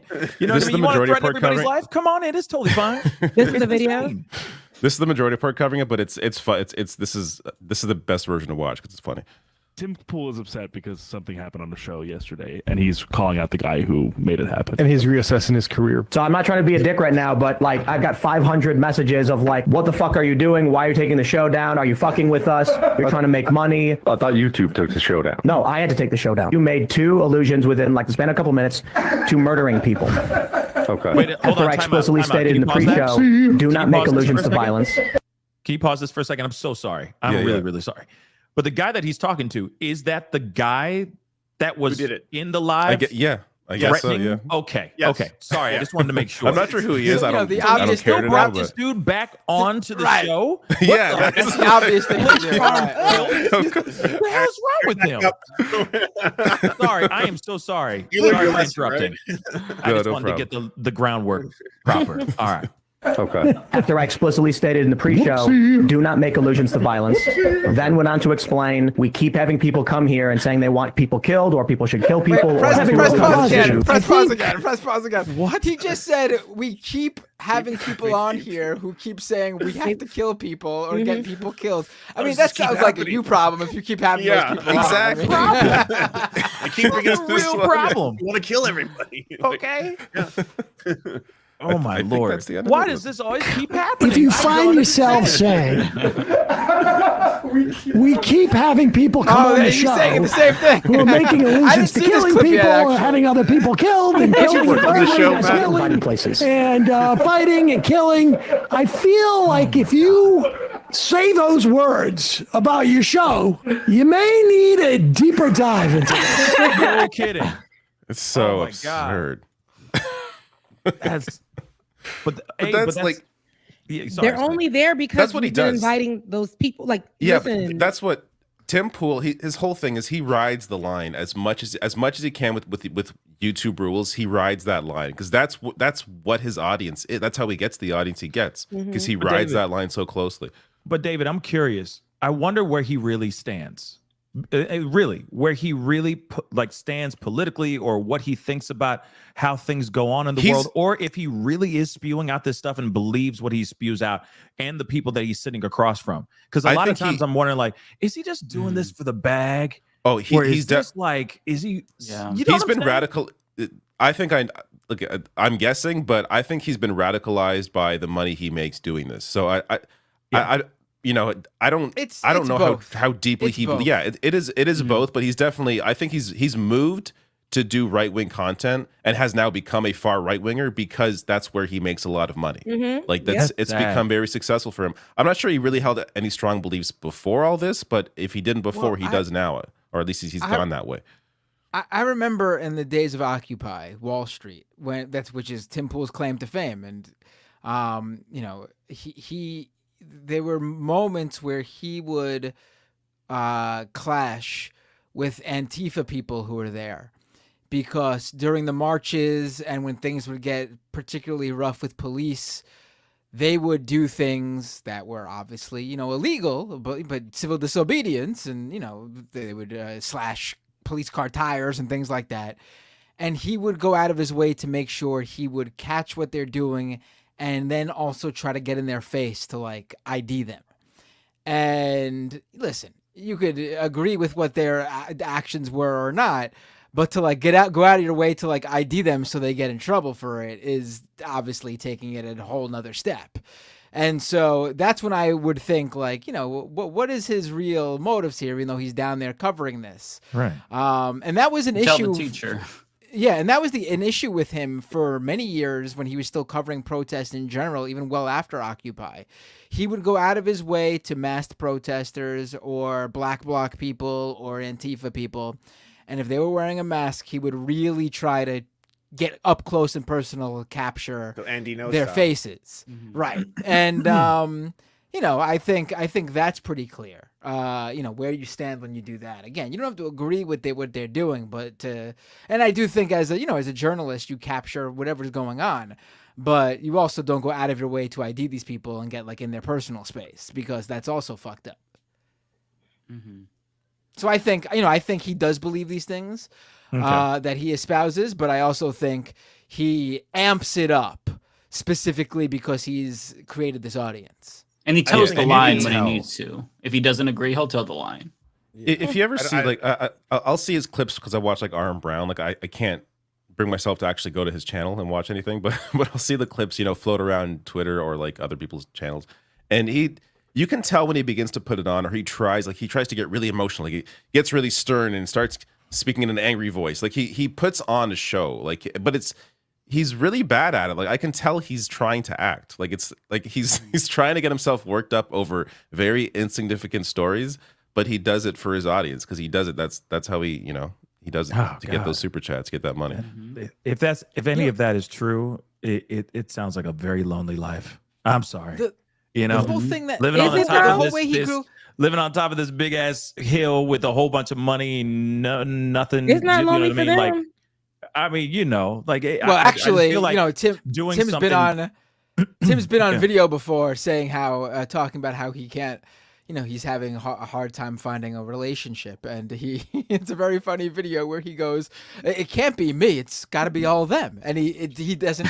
He literally says that, and there's no moment. Yeah, there. Yeah. So what's the equivalent of a cat lady with a man, like with the man? Funny enough, he actually stole someone's cat that he had a business falling out with. That was the whole thing. Yeah, I heard about that. Right. Wow, that actually made headlines. That actually made headlines. I remember. Yeah, it was in Daily Beast. That's insane. Right. That's insane. Yeah. I mean, the equivalent of Rebecca is a guy that collects skateboards. That's what he does. He grew his YouTube channel. No cats. He has skateboards. Like his big YouTube moment. Like he obviously became a name through Occupy and then covering protests, getting hired by Vice and everything. But he grew his YouTube channel. Like the way he really blew up was when I think it was Paul Joseph Watson of InfoWars, Alex Jones affiliation. He was talking about no-go zones in, what was it, like Sweden or something, right? Or some Nordic country. And he said, "Will if any real journalist will go out there and cover these no-go zones where Muslim immigrants are running rampant and white people can't live there in fear of their lives. I'll pay for you to go there and cover this." And Tim was like, "I'll go do it," and he did it. He actually met with like out and proud neo-Nazis while he was there. By the way, they weren't like moderate political figures. They were straight up white supremacists. And later on, people he partnered with to cover what was going on there came out and admitted that he had over-exaggerated and even fictionalized and some of the things that happened there. Like he over-dramatized situations and then edited it in a way to make things appear like they were happening when they weren't. He also completely deleted an interview he made with this expert on basically terrorism and stuff, because Tim Pool was trying to ask the expert, like, hey, so basically terrorism in this country, it's all these like evil Muslims and stuff. And the terrorism expert was like, no, the threat of domestic terrorism is coming from white supremacists. Like that's our biggest, problem here is the ever-growing threat of white supremacist terror. And he didn't like it, so he didn't use it. He just cut the whole thing. Wow. Yeah. Didn't serve his audience. But like I said, I don't know. I couldn't do it. I couldn't do that. I couldn't.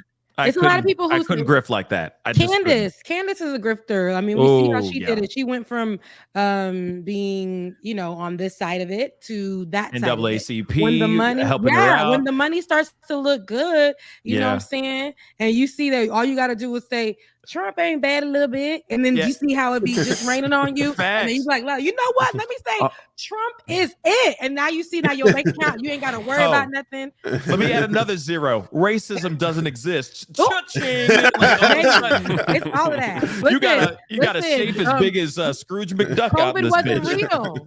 Listen, run them numbers up. Run the songs up. Nikki said, run them up.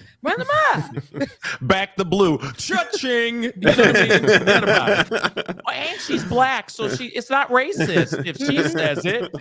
Well, Snoop Dogg recently said. I saw that. I talked about it with Mark Lamont Hill yesterday, and we talked about like how Snoop Dogg stated that that Trump ain't got no problem with Trump no more, because Trump let his death row brother out of jail, and I forget his name, but former death row exec, I forget his name, but he's like, he let him out of jail. So I mean, he good with me. And this is the same man, Snoop, who was in front of the White House when Trump was president, smoking one, saying F him and all of this kind of stuff. And that's very true. But here's the thing, just because Trump did that one thing for you, it does not mean that he didn't cause division. It does not mean that he didn't say hurtful things. It doesn't mean that he stood up for divisive policies that were against marginalized people that look like you. Okay.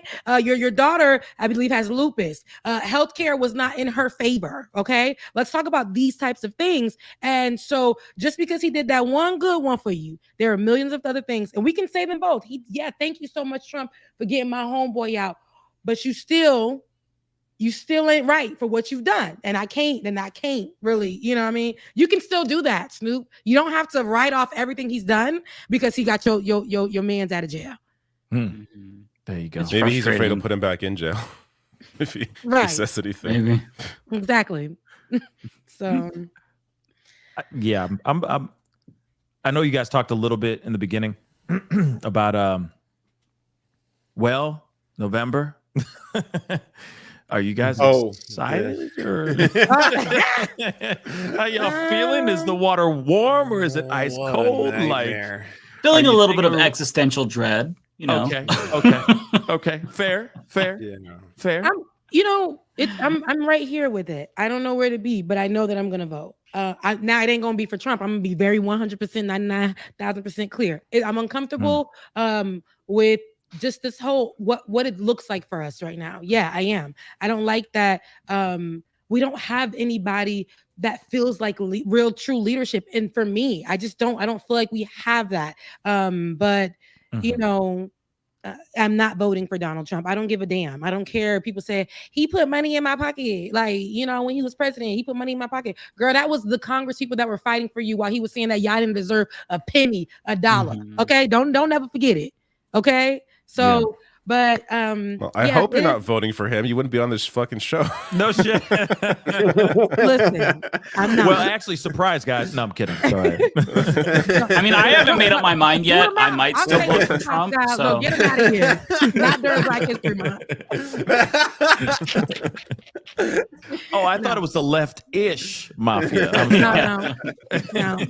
We've got a couple of lefties, a couple of libertarians. One Nazi. That's David. I was going to say that, Rebecca. Hey, I'm in Canada. I get no say on this election. I'm going to build that border on the Canadian wall. That's what I'm going to do, or the Canadian border. Wait until I get through first. We ain't right. Don't let none of us in there. Let us in, and then build the wall. Yes. I'll think about it, but okay. Let us through, and then We'll put the finishing touches to it. How are you feeling about this election season this go around? Oh, I'm not looking forward to it at all. I'm really not. However which way it turns out, I mean, it's terrible. The options are terrible. I'm just gonna say it. I know. But I do feel like it's going to be a strong lean towards one particular person because of the reaction of the current president that we have right now. I will say that I don't want it to be that. I don't want it to be that. And it terrifies the hell out of me because I feel like if this person, 45, comes back into office, then all hell will break loose.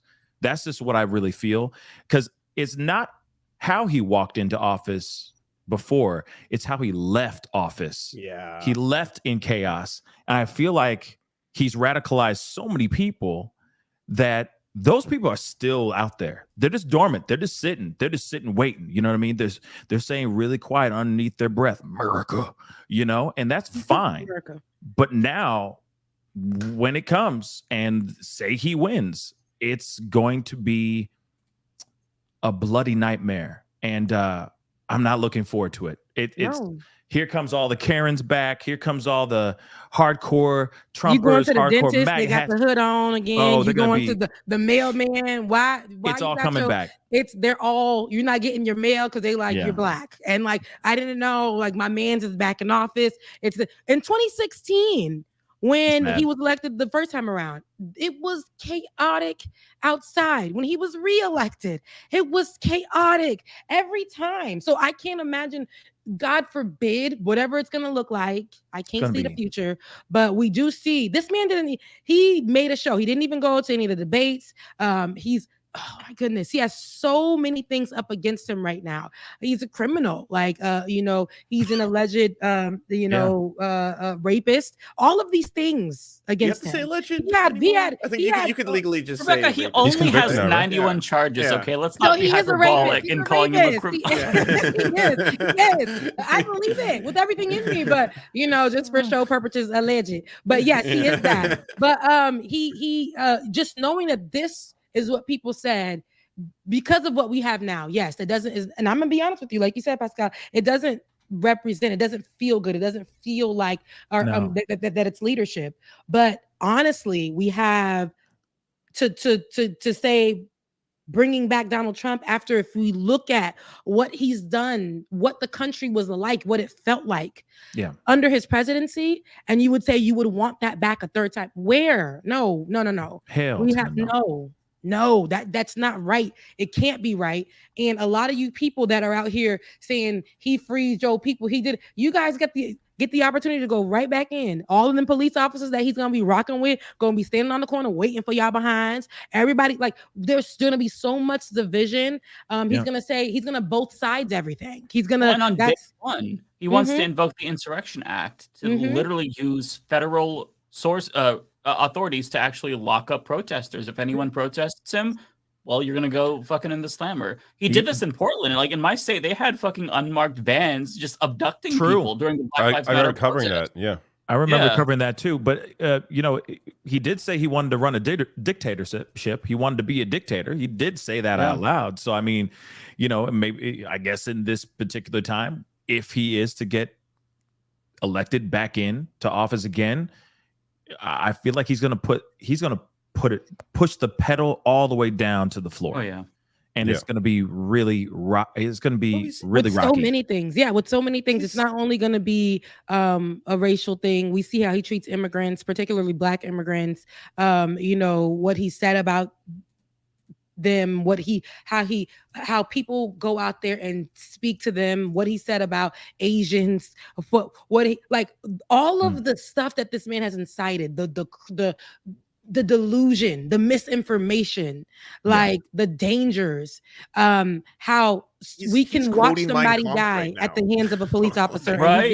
This is what it is. Like, he's just straight up quoting Mein Kampf and then being like, well, I know that line is in Mein Kampf, but when I say it, it hits different. I'm like, oh, what? That's okay. Yeah. And it's not just that, like, we're all, we're scared. We're these libs who think he's going to be a dictator. There's Project 2025, which is a real thing. It's a 900+ page document from the Heritage Foundation and every major right-wing organization. And they're saying our goal is to dismantle the administrative state, consolidate power in the executive. So that way, this time, when Trump faces resistance from the bureaucracy, he could just say, okay, well, you're gone. There's just going to be loyalists, or there's not going to be any resistance whatsoever.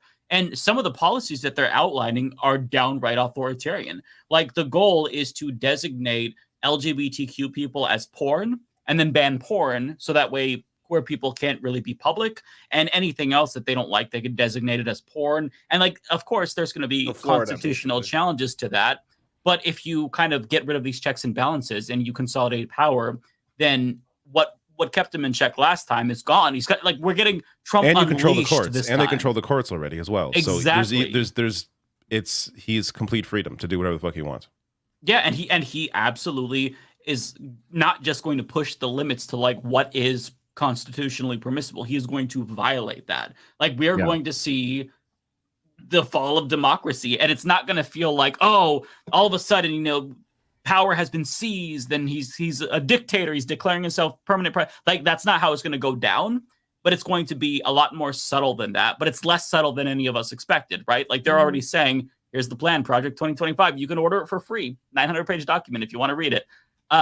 It's going to happen, and I think a lot of people aren't really going to realize how we found ourselves in this predicament until like they're in it and they realize, oh, I don't have civil liberties to do protests anymore. Like I've lost civil liberties, civil rights, and you don't really know what you've got until it's gone. It's going to be one of those situations. Yeah. So it's I agree with what Pascal is saying here. It's scary as fuck. It's scary as shit. Can I also say this? And I feel like I'm in a room or in a group of people. I can say this out loud. Hopefully there won't be too safe space. To get what? Yes, it's a safe space. So there won't be too much judgment. Space. There won't be too much judgment. Never. Okay. We affirm one another. We're going to affirm you right now. It's going to be great. Thank you. So this is just a little bit of a rant. Okay. But as far as the left side, as far as possible candidates and all that stuff, I don't think that we really have somebody out there that's like standing out and exciting the left, if that makes any sense. I feel like everything is just kind of like a ground ball, and I'm still waiting for the person that's going to come out and just hit nothing but home runs. I mean, I guess that's you see what I'm saying? Because I have not heard anybody so far that's been so excited. What did you say, man? I'm sorry. What did you say? Dean Phillips. What I mean is like the revolution, comrade. I have yet to see somebody that we're all like universally excited about, like going, "Oh, I can't wait for this person." Right? There's just not that vibe. I feel at all. I think part of the issue is that. Yeah, I agree, and I think the issue is that there's just no primary contest because Biden's the nominee. So because he's the incumbent, he's going to be the nominee. There's no space really for anyone to really have any spotlight on them to be that person that excites. Which is why, didn't Biden say before he even won the primary in 2020 that he would run for a second term? Yeah, he wouldn't run for a second term. That should have been the plan all along. It should have been clear, open. He should be right now discussing the end of his presidency while he's endorsing whoever. This should be the end. It should have been endorsing somebody else. Kamala Harris would have been the candidate then, right? Oh, if she most likely she's pulling the highest. Honestly, she'd probably do worse than Biden. But no, there'd have to be a proper primary contest because I actually think Kamala Matt being frozen, cracking up. Oh yeah, he's back now. I actually think Kamala might be one of the few people who do worse than Biden against Trump. So I don't. Well, then if you follow it through, but there'd be a proper primary. Is my point. There should be a proper primary. But after Kamala, there's Pete Buttigieg, who would probably do even worse than Kamala Harris. The bench is awful. The bench is so bad. But there'd be other people, J.B. Pritzker, and I don't know. I don't like Gavin Newsom, but maybe there'd be other options. And my point isn't any of them are great. The point is that they would definitely have a better chance than Biden does in November. Like they're alive still, and yes, they're breathing, and they can speak. That there's maybe some liable to drop dead at any second. Is Biden dead? Is he? Are you trying to say he's still? He's hanging in there. But goddamn, some of these videos of him, some of these clips. He is a walking corpse. I'm sorry. He's frightening sometimes. Yeah, it's true. I don't even. That's offensive. I was watching a Kyle Kulinski video, and he was just going through Biden fuck ups, and I was cracking up laughing because, hey, listen, they need to give him as much Adderall as you'd give a fucking speed horse. He is just, he is not there. I don't like him much, but I can't get with it. But Mike can. Mike will, you're an old person, Mike is coming for you. I'm just kidding. Mike is not an age for everybody who's going to be on there going into his DMs, cussing them out. Okay? It's just bad people. Bad old people. He does that. Yes. Shit. Okay? Yes. Every time Mike walks out of his house, every old person gets a shiver. It's well, listen, if that old single person committed a genocide or did an atrocity, yes, I will hope they die. Okay, Well, guilty. That's fair. That's fair. He don't like them. He don't play. They do not. They will not. They will not stand a chance against Mike, and I appreciate it. But honestly, I don't know with with this whole situation when it comes to the president. I mean, we'll see. I'm definitely not going to whoever I speak to, who needs help trying to figure out who to vote for. You can't tell me that you're voting for somebody because they gave you a stimulus check, and they didn't even give that to you. That was the people in the background working for your congressmen and women. But his name was on it. Trump's name was on it. He couldn't wait. Remember, he couldn't wait to sign it. He could not wait to get the photo op to be like, just y'all get that good side, just so he can sign it and then say that was like when you get that check, my signature will be there. Okay. And it was like, okay, we still need more money. We're gonna have to figure out the rest of these years. You gave us that one little check or whatever, and we're gonna have to figure out the rest of our lives. So and people did. Some people didn't get the opportunity to do that. Some people died. It was a lot happening around that time. But here you were, signing off on loans for your friends and them. Okay, while people was dying and homeless and didn't have no jobs and food was expensive and we were out there protesting, putting our lives out on the line. Okay, let's not forget it. So I need people to understand that. Don't let that little stimulus check or the extra stuff that you got from the child tax credit fog up your mind. Please don't. Okay, because there's more to that. We need to know what this person stands for. Historically, in this country, it was division. It was problematic. It was dangerous having him as president. Okay, he wanted a dictatorship. That's what he wanted to run. He wanted to split things up by color, split people up by color. He's a lifelong racist. Exactly. That's what he's been known for his entire life. The only altruism Donald Trump's ever done was taking out like a full page ad to blame the Central Park Five and say they deserve the death penalty. That's what he spent his own money on, a full page ad to say kill kids, basically, because they happen to be black kids. Like that's Donald Trump. That's who he is. Yeah, I mean, we've kind of become so accustomed in this country to just accepting nothing that when we get crumbs from the government or people in power, it's like, oh my God, like things are changing. It's better than nothing. It's crumbs. That's better than nothing. I can still eat with crumbs at least. It's something. Yeah. And so I just wish that people would, because and I've been really frustrated with voters lately. Like I don't like to blame voters, but everybody's complaining about things not getting better, but then when you have the opportunity to vote for somebody who would actually change things, we never do that, right? It comes down to Biden and Trump, and it comes down to some corporate Democrat and some fascist Republican every single time. And part of the problem is that, yes, we have a two-party system, and so it's always going to produce these types of results that are undesirable. But generally speaking, when we have options, we've got to take them next time, right? Like we had 2 times to vote for Bernie. Not saying he would have been a panacea. I probably would have been critical of him as well. But there was Biden and Bernie. I think the choice is pretty clear. You know what I mean? And so some of the issue is just on that point. Like some of the issue with is it like the primary process. It's some states are closed states. A lot of people don't really pay attention till the general, which is like I don't know how we change that, but there has to be a way to change that, because if more people pay attention during the primary process when they have options, then they'll be, maybe a little more excited to come to, or a little more willing to, participate in politics generally. And and also if we're not feeling whoever is, leading the country, also look at who's going to be leading you locally, statewide as well. Like figure out who that person is. Does that look good for where you're living? Like figure out what their policies, what they're running off of, because that's going to be something you have to look at too as well. So I think that, with that being said, and it may be in the party that you're voting for, so then maybe, okay, I'll vote for this person, and locally, what does that look like for me? Maybe that is a better option for you. You don't know, but you won't know unless you don't research and you don't look. Don't take it, please. Don't go and take it from the internets, from these hip hop pages that's owned by white people, white rich people, kids, Nepo kids. Don't do that. Don't go on Twitter and go off of one discourse. Like go into your community. Figure that stuff out. That's really going to be super important. And that's going to help probably lead you to where you're going to vote. But don't go off of what's in the shade room or on Baller Alert or whatever the case may be. Solely. Have your own opinion and do your own research and, look within your area. Because just because this person is living on that side of the world and they're telling you to vote and what does it look like locally for you? Like, it may not look the same. So, yeah, do that as well.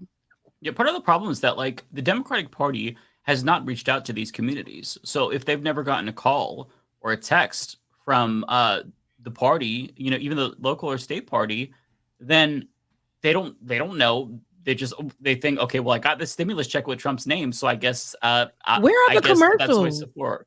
Where are the commercials? Remember in 2020 when it was real nasty and we saw commercials, we saw vehicles, they was going hard on the internet, they was on everybody's pages, everything you can think of. They were really going in the year for the 2020 election. But now I don't see them fighting. I don't see them using their little dollars for nothing. I don't see anything. Yeah, I'm sure it will ramp up. Isn't it after the primaries when there's probably gonna be a lot more there? No, but they were going hard in the beginning. Well, just literally the whole time. So I knew who people were just because of that for the whole year leading up to it. I just knew.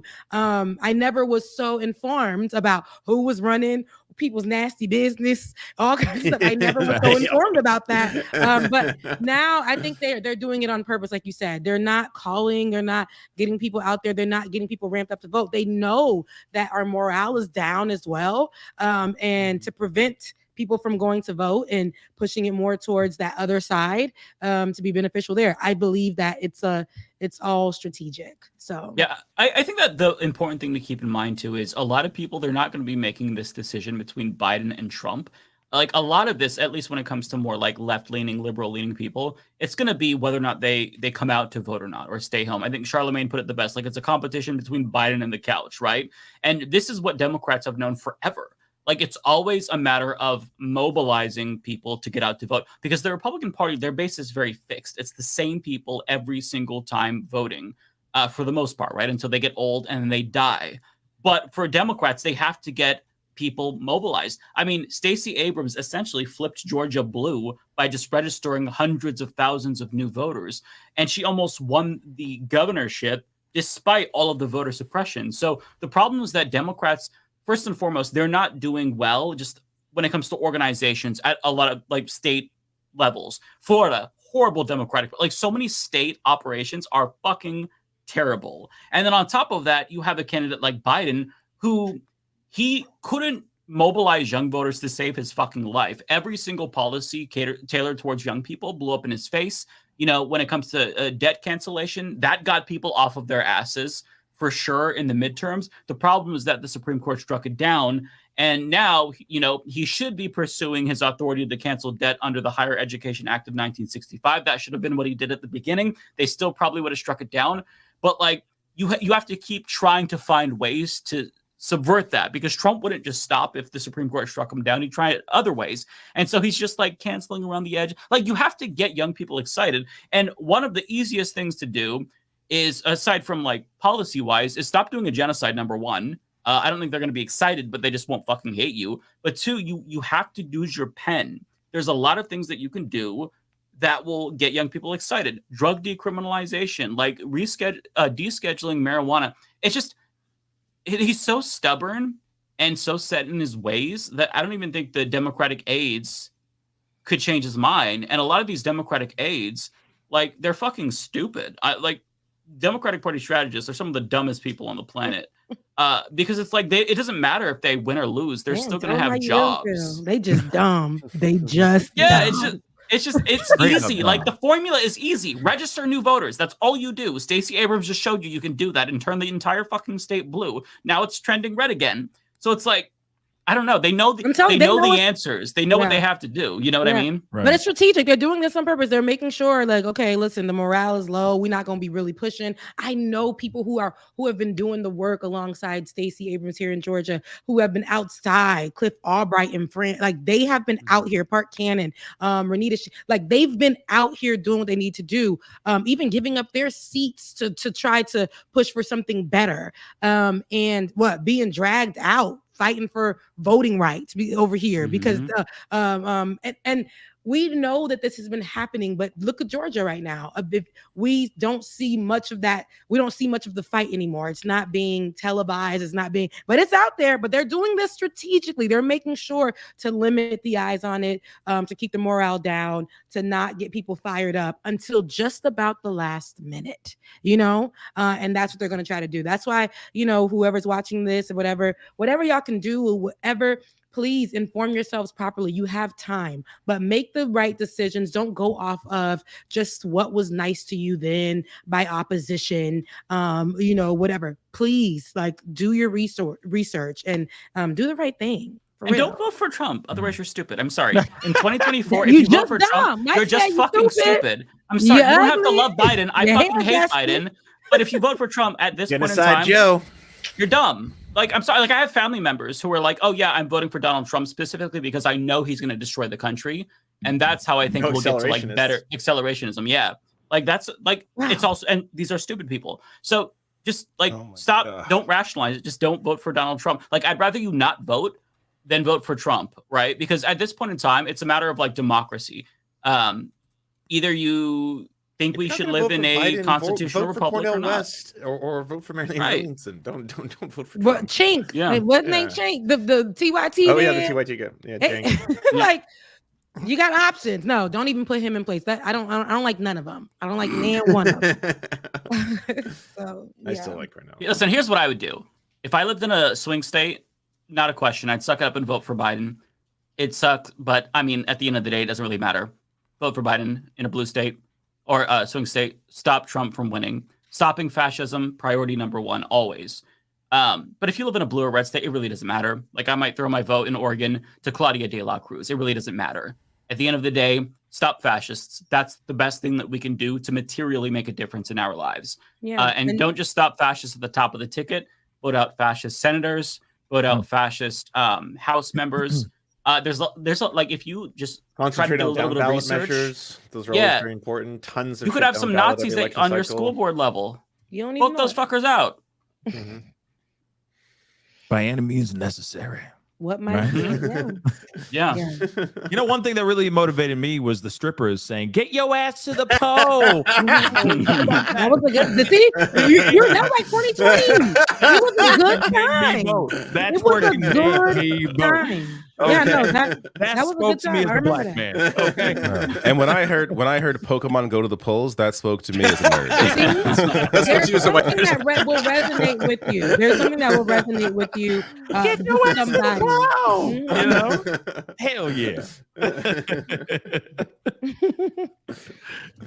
Bring back those type of commercials and ads. Those will get people worked up and vote or die. Do people even watch ads anymore? Not People vote or have ad die. block on. No one watches TV. Like, where do you see anything? Not We need ads like in Brazil. Tubi for free. Yeah, there you go. Tubi for free. Yeah, there's commercials. In Brazil, they have to do the most batshit insane ads because on the ballot you have to put in a number for a candidate. I think it's a 4-digit number, so they have to do things to get you to remember them. So there's like commercial. I remember there's a commercial from like it's 2017 era. I don't remember, of like a guy dressed up as a clown. Vote for the clown, and he had like his fucking number. They have some wild ads. People should just go to YouTube and type in like crazy Brazil ads, and the shit will be fucking like it's gonna blow your mind. you be finding some crazy stuff. You be finding some crazy stuff that don't even be your business, but it's interesting. Yeah. Anyways, we know Rebecca's getting tired. She works tomorrow. Please. So. Please. Give it to him, baby. You already know. It's time for those super chats.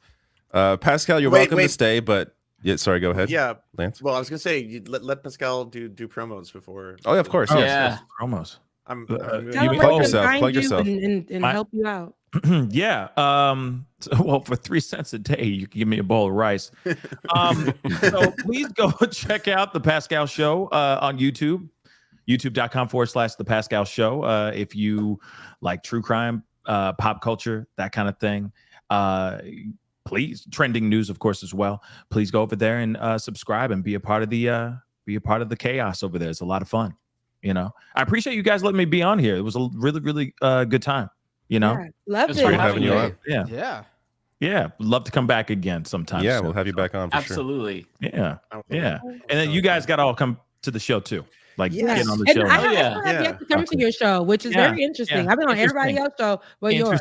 Rebecca. You've been on mine a couple Rebecca. times. We tried to link something up like 17 years ago. And it was real black. It was real black of us to be like, next week, the next week. Yeah, we gonna do that, and then nothing. And then no, I'm gonna hit you up. I'm gonna hit you up, and then never hit him up. Okay, okay, so we'll figure it out. Okay, we'll make that happen. I forgive you. It's okay. I didn't say sorry, but I apologize. Yes, there you go. Yeah. Jesus loves you. Remember that.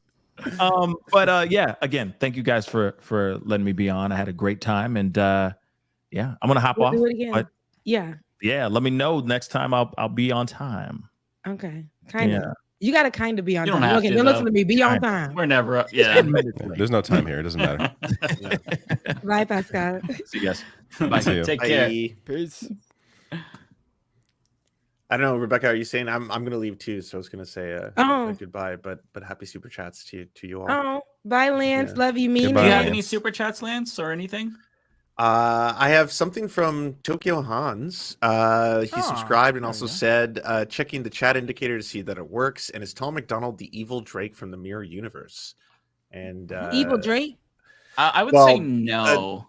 Yeah, no, probably not. But just the connection being they're both Canadian. But there's a lot of Canadian rappers who aren't Drake and him. Okay. Right. Okay. Like who? Shout out to Belly. Chaos, Belly. Cardinal. I like me some Belly.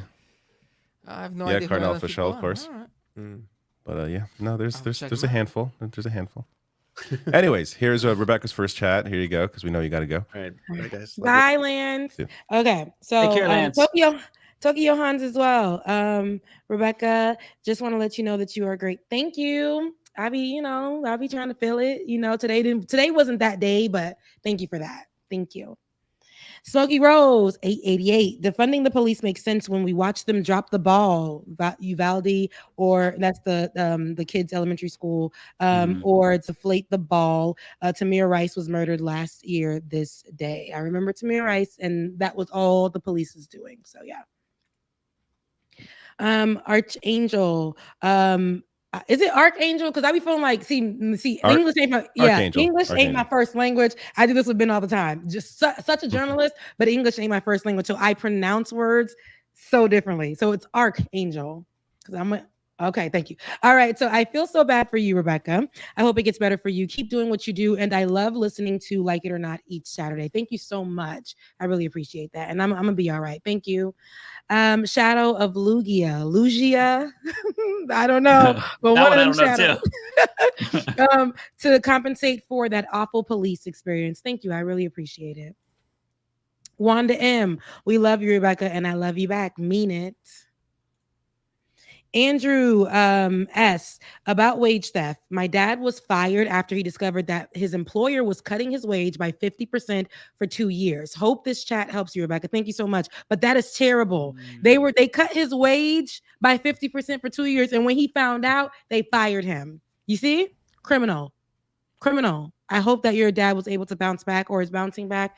I wish all good things to you, Andrew. And thank you. Xavier Bacall, thank you so much for your super chat. Logan Hill, come on, chat. Let's try to get rid of Rebecca dealing with BS tax. Listen, it ain't no joke, but thank you guys so much for your support. Thank you. Karen, Seren? Seren? Probably Seren. Okay. Some generous super chats. Yes, they are. Very sweet. I really appreciate it. Y'all been being so nice to me for these last 2 weeks. Hope you get rested up and are soon back to feeling safe and 100% your amazing self. Thank you. Love from Oklahoma. Thank you so much. I really appreciate that. Archangel, once again, that's Sue. Okay, that's Sue from Archangel. Rebecca, I love your takes, both here and on your channel. I love learning about issues in the Black community that I would have never heard of.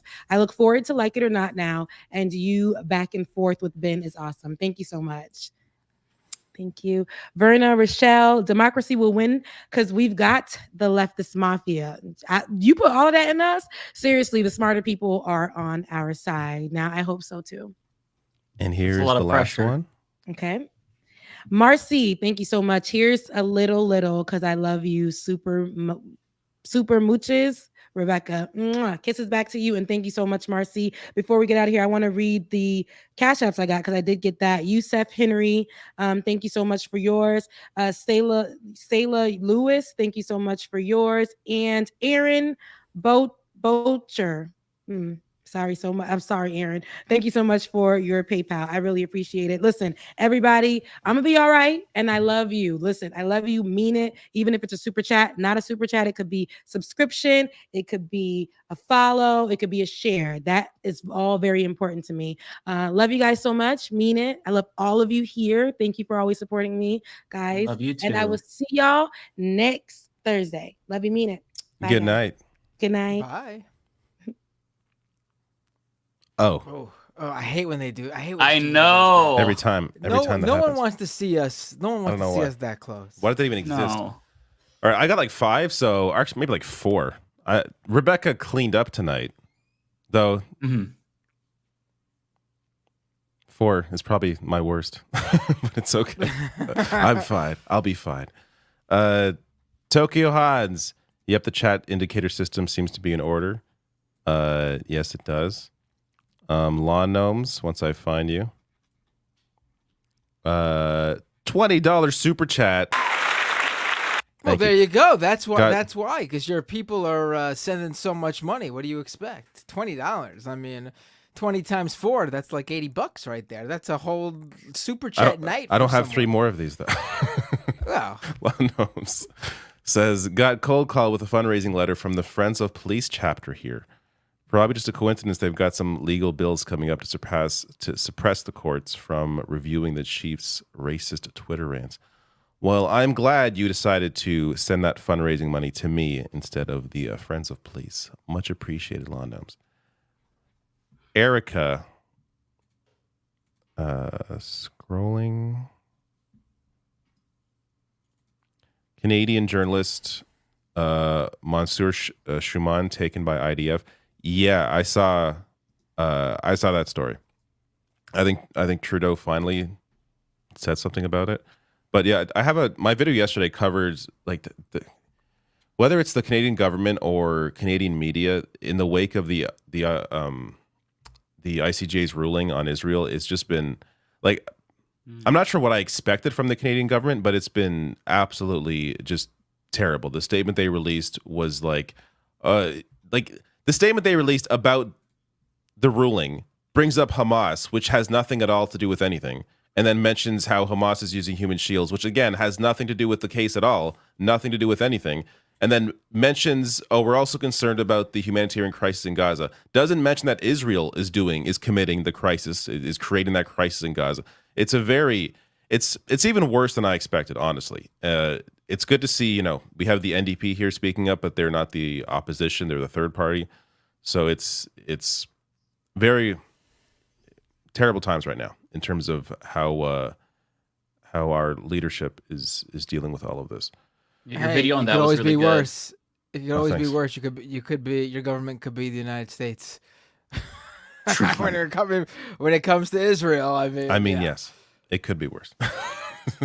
But it's just, I don't know. I would hope that we would have something a little better than that. That's the wrong one. I gotta find JCast.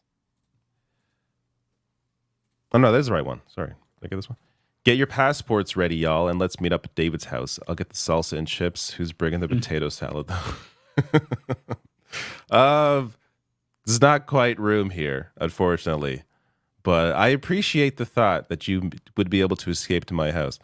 The issue, I think it's hard to get to Canada generally as somebody who, from what I understand, again, haven't looked into this because I am Canadian, but my understanding is it's not any easier to get, to live here legally as it is in the U.S. Maybe a little bit easier in terms of going through the bureaucracy that the U.S. has, but it's not easy, I should say, to do it. Yeah, it's very difficult.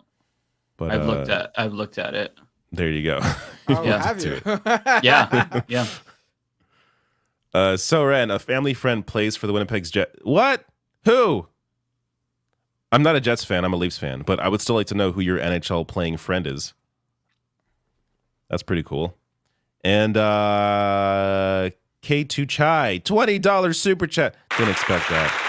Look at Thank that. you so much. Yeah, you said you didn't get. It was the only one. Yeah, right. Thanks for all you do. Oh, this one came late. Thanks for all you do, Dave and Leftist crew. Thank you so much, Kay, for appreciating me and everyone else that gave super chats today. Thank you so much. 20 is just flying into David. I guess they don't call him Andrew Jackson for nothing. Nobody calls me that. I've never been called that ever. Anyways, I am spending the night sleeping, and then tomorrow when I wake up, Persona 3 Reload comes out, and that's what I'll be playing. Oh, so does it? I am super excited. I love Persona 5, and I never played 3. So it's going to be great. Good night, everybody. And if you haven't subscribed to my David Dole channel, youtube.com/David Dole, I do occasional live streams there of games and other stuff. So check it out. All right. Hi, goodbye. Everyone subscribe to the David Dole Take care, channel. David. Yeah. Peace. Alrighty. All right, now the real fun starts. The official super chat show. No, now Leftist Mafia begins. This is where things get wild. This is the show.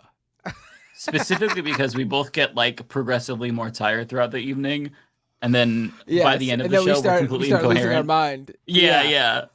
Let's do this. Here we go. Alrighty, Tokyo Hans, 500 yen. Just testing out that chat indicator system I mentioned last week. That's for me. Thanks for reading my super chat. Oh, right. There's okay.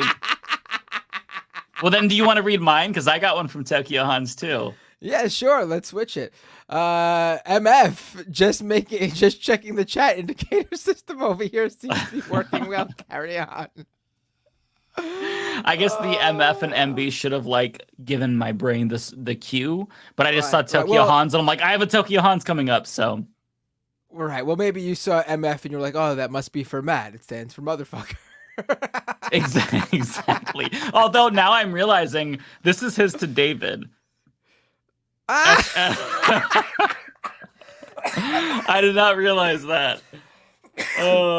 He made me choke. Oh my god. That's an interest. David also didn't get my Andrew Jackson, which is also in the same vein.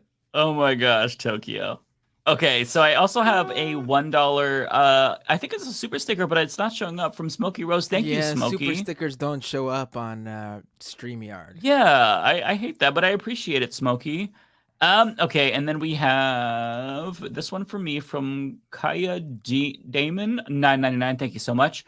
Hey Mike, I recall last week you've read Bobaverse. I actually just got the series on Audible. Nice. Have you finished the series? Also, Ray Porter, the narrator for Bobaverse, narrated Project Hail Mary. Oh, I didn't know that actually. I'm about to finish up book 2. Yeah, I should finish it probably this weekend. I did not know that though. I didn't read I didn't hear the audiobook for Project Hail Mary. I just read it, but that's interesting. Yeah, I'm glad that you got into you're getting into Bobaverse. I'm curious to know what you think of it. I'm loving it. So that's awesome to hear. Okay. This one is also for me. Perfect Slappy $4.99. Thank you so much. Hey, Mike, you have an awesome beard.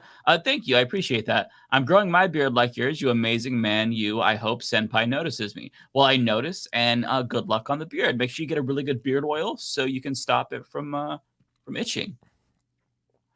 Okay, so Omega with a super chat. This one's for me. Yep. Omega with a super chat. Hi, y'all. Mutual aid for Cosmopolitics. She needs help with rent before the 5th. She's been a staunch leftist and pop culture streamer and generally great person. I believe she's been on Leftist Mafia before, right? She has, yeah. Yeah. So everyone definitely go check out her channel. And when she's on, throw her some bits or... I don't know if she does YouTube. I think she just does Twitch. I know she's on Movie Night Extravaganza on YouTube. But go check out her Twitch channel, twitch.tv/Cosmopolitics. She's a great leftist. Yeah. Love her. I think this is you.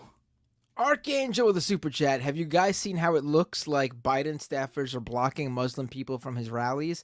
Kyle Kalinske reported on it today. So pathetic. I've seen it in passing. I have to look more into it. I did a video on this too. Oh, is it legit? Yes. So there were 2 hijabi women outside of a Harris event, and they were just inexplicably denied interest and not told why. So Biden's rapid response director responded after it went viral and said that it was because they were at other protest events or at other events that they protested, so they were disrupting the event, and that's why they weren't denied entry. The problem is that they didn't tell them that, and by the time anyone had an explanation, the video went viral. And so it was a bad look. There were people outside of the event with them saying, "Can you just let them in?" Just face plant from the Biden administration right now. I mean, they're done in Michigan. I mean, I don't see. Oh, they're so fucked. Yeah, I'm with you there.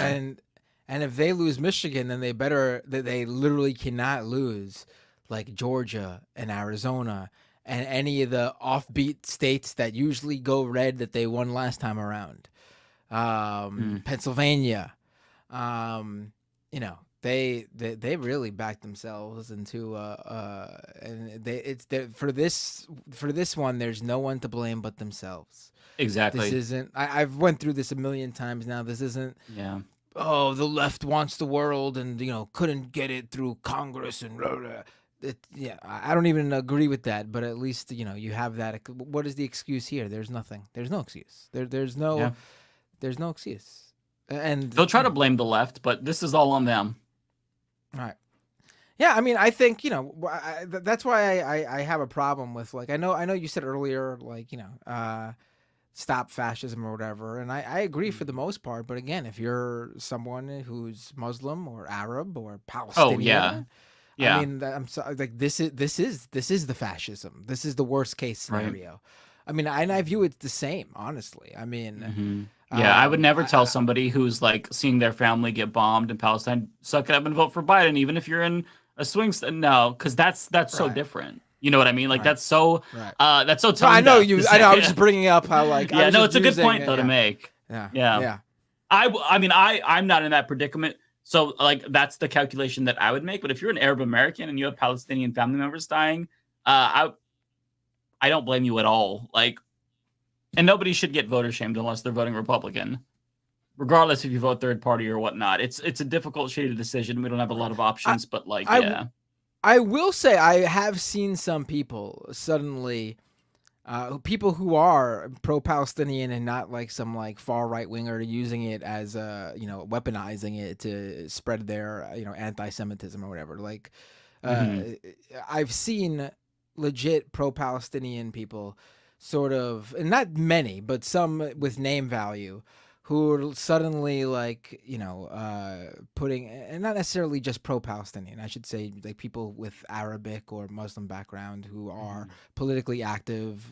I've seen just a few people say maybe when you compare Trump and maybe Trump won't be as bad on this, and I think that's just, at worst case scenario, they will be the exact same.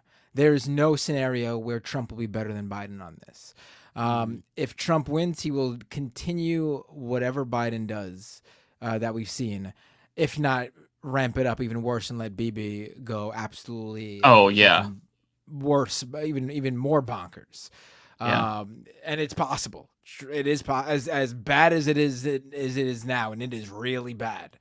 It could, and I'm not giving this to. I'm not saying you got to hand it to Biden. They've done shit, but I'm saying Biden will, Trump will even ramp shit up to absolute fucking crap. Yeah, I mean, he's the one who moved the embassy to Jerusalem and gave them Golan Heights. I mean, this. Right. I absolutely agree with you. Yeah. Okay, I think this is for you. Is it for me? Let me just double check. I want to make sure. This is not for me, no. Oh, okay. This was for Rebecca. I'm sorry. Okay, so we go to the next one, which would be for me, which is from Asa Rosa, 199. Thank you so much. I feel like Dick Cheney is the worst U.S. politician. You know what? I tend to agree with that. The worst living one, for sure, right? I'm trying to think of other individuals, but yeah, I mean, this man is the architect of the Iraq War. Yeah, you know what? I agree with you, Asa, for sure. Okay, I think this is you, right? Oh, I don't know what's going on my internet. I have no idea why this is happening. And it only happens with StreamYard for some reason. It also happens on Majority Report every now and then, which is another one that I have to use a browser-based streaming thing for. Oh, really? But on my own, so it's got to be a Chrome issue. Something's up with my Chrome or something. Because otherwise, when I use my own stream or when I play Fortnite, I do not get dropped like this. I get issues like this from time to time myself, but sometimes it just corrects itself. I'm also not connected directly, like I use Wi-Fi. Yeah, I do too, and I got it. The problem is I'm so far from where the modem is. Yeah, so same. I would need to literally pull out the ladder, get an Ethernet, a big ass Ethernet cable, and wire it throughout on the wall throughout the house to get it in here, which I'm probably gonna have to eventually do, but it's just gonna be a pain in the ass. Yeah. And it is Chrome. Yes, I am using Chrome because you have to use Chrome for these streaming services. They say you need to use Chrome for StreamYard and for the one that Majority Report uses. Yeah.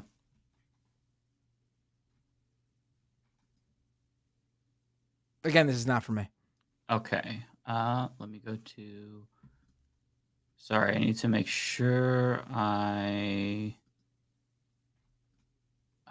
can't remember the David and the Rebecca ones. Okay. I'll just click them all. Yep. Click them all. If I don't see them, if you don't see them, we move on to the next one. Tokyo High, super chat. The police never prevent crime. They show up after it happens since they were busy at the donut shop. I mean, yeah, they don't. I mean, like, my story was obviously nowhere near as bad as Rebecca's. The reason I brought that one up is to show that even, like, for people, even people with privilege, white privilege, the police don't fucking do nothing to actually stop anything or save you or be your security. Like, people were comparing the security that Cori Bush has to hire to, like, oh, you don't get security unless you have money. Yeah, you don't get security from the police either. They don't do shit. They come afterwards, and either they can do nothing to stop the crime, they're there to clean up the mess, or you got to call them to get the paperwork, like I said. And so I didn't get a chance to say it before because we got so distracted by other stories. But yeah, the reason I did not have to pay for those tickets my stolen car received when it was stolen, because I reported it as stolen and got the paperwork. That is the full purpose of the police in the vast majority of your everyday situations. To get the paperwork, to prove something legally, so in case you have to fight something with some agency, or you have to actually go to court to prove something, you have the official paperwork from the police stating as such. That is their entire purpose for the most part. Mm-hmm.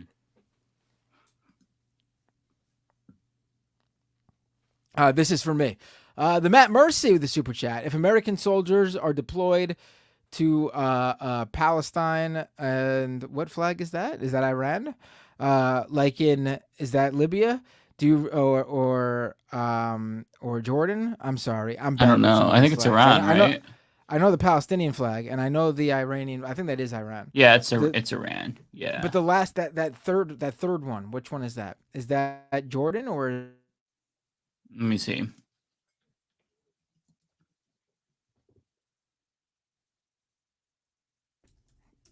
No. That is Yemen. I think.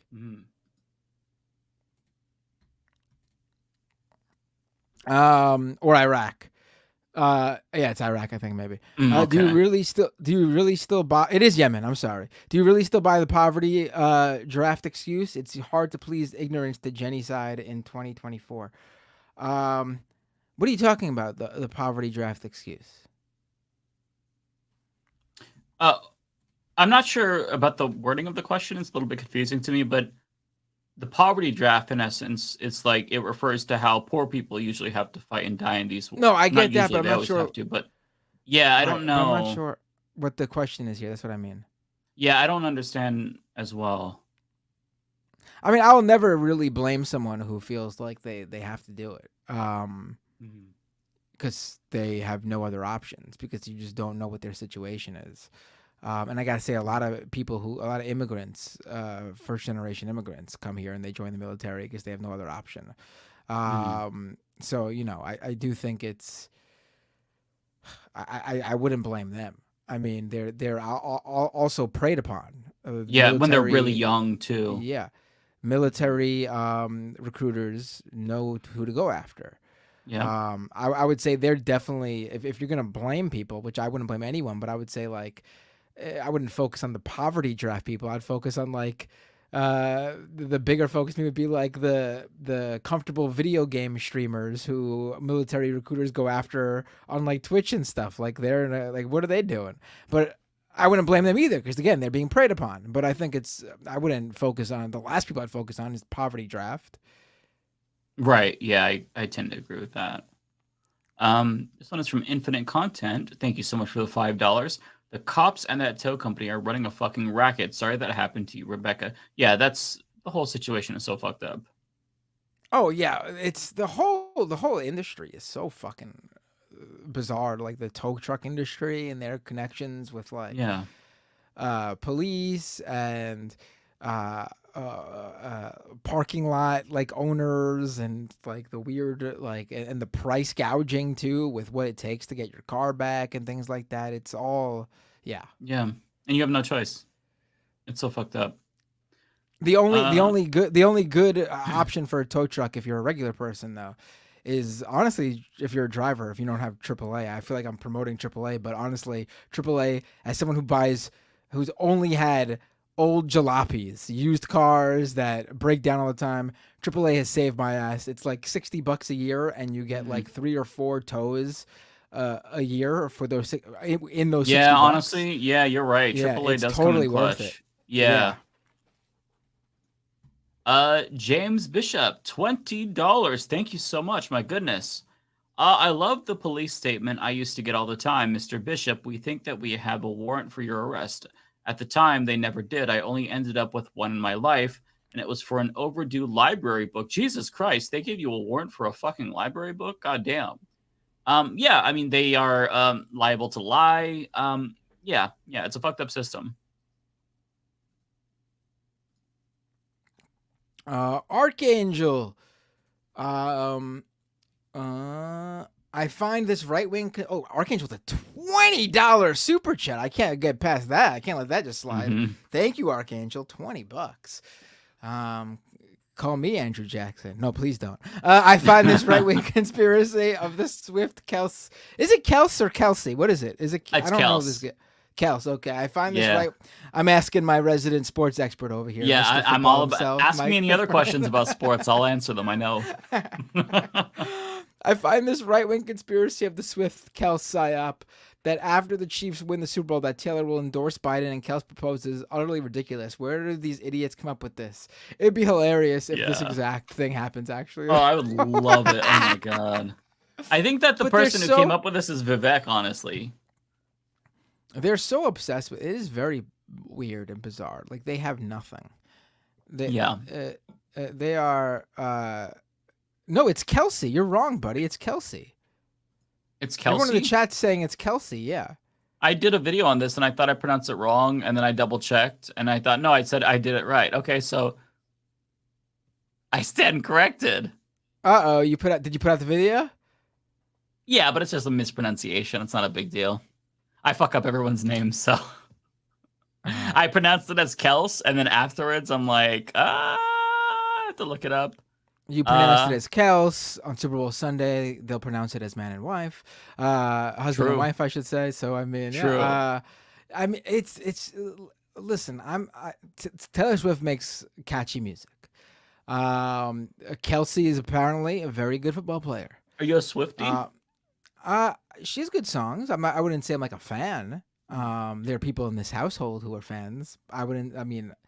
I like her music. I don't shut it off when it's on, but I also don't go out of my way to put it on. I think I'm there with you too. She's clearly talented. Right. You don't make that many hits.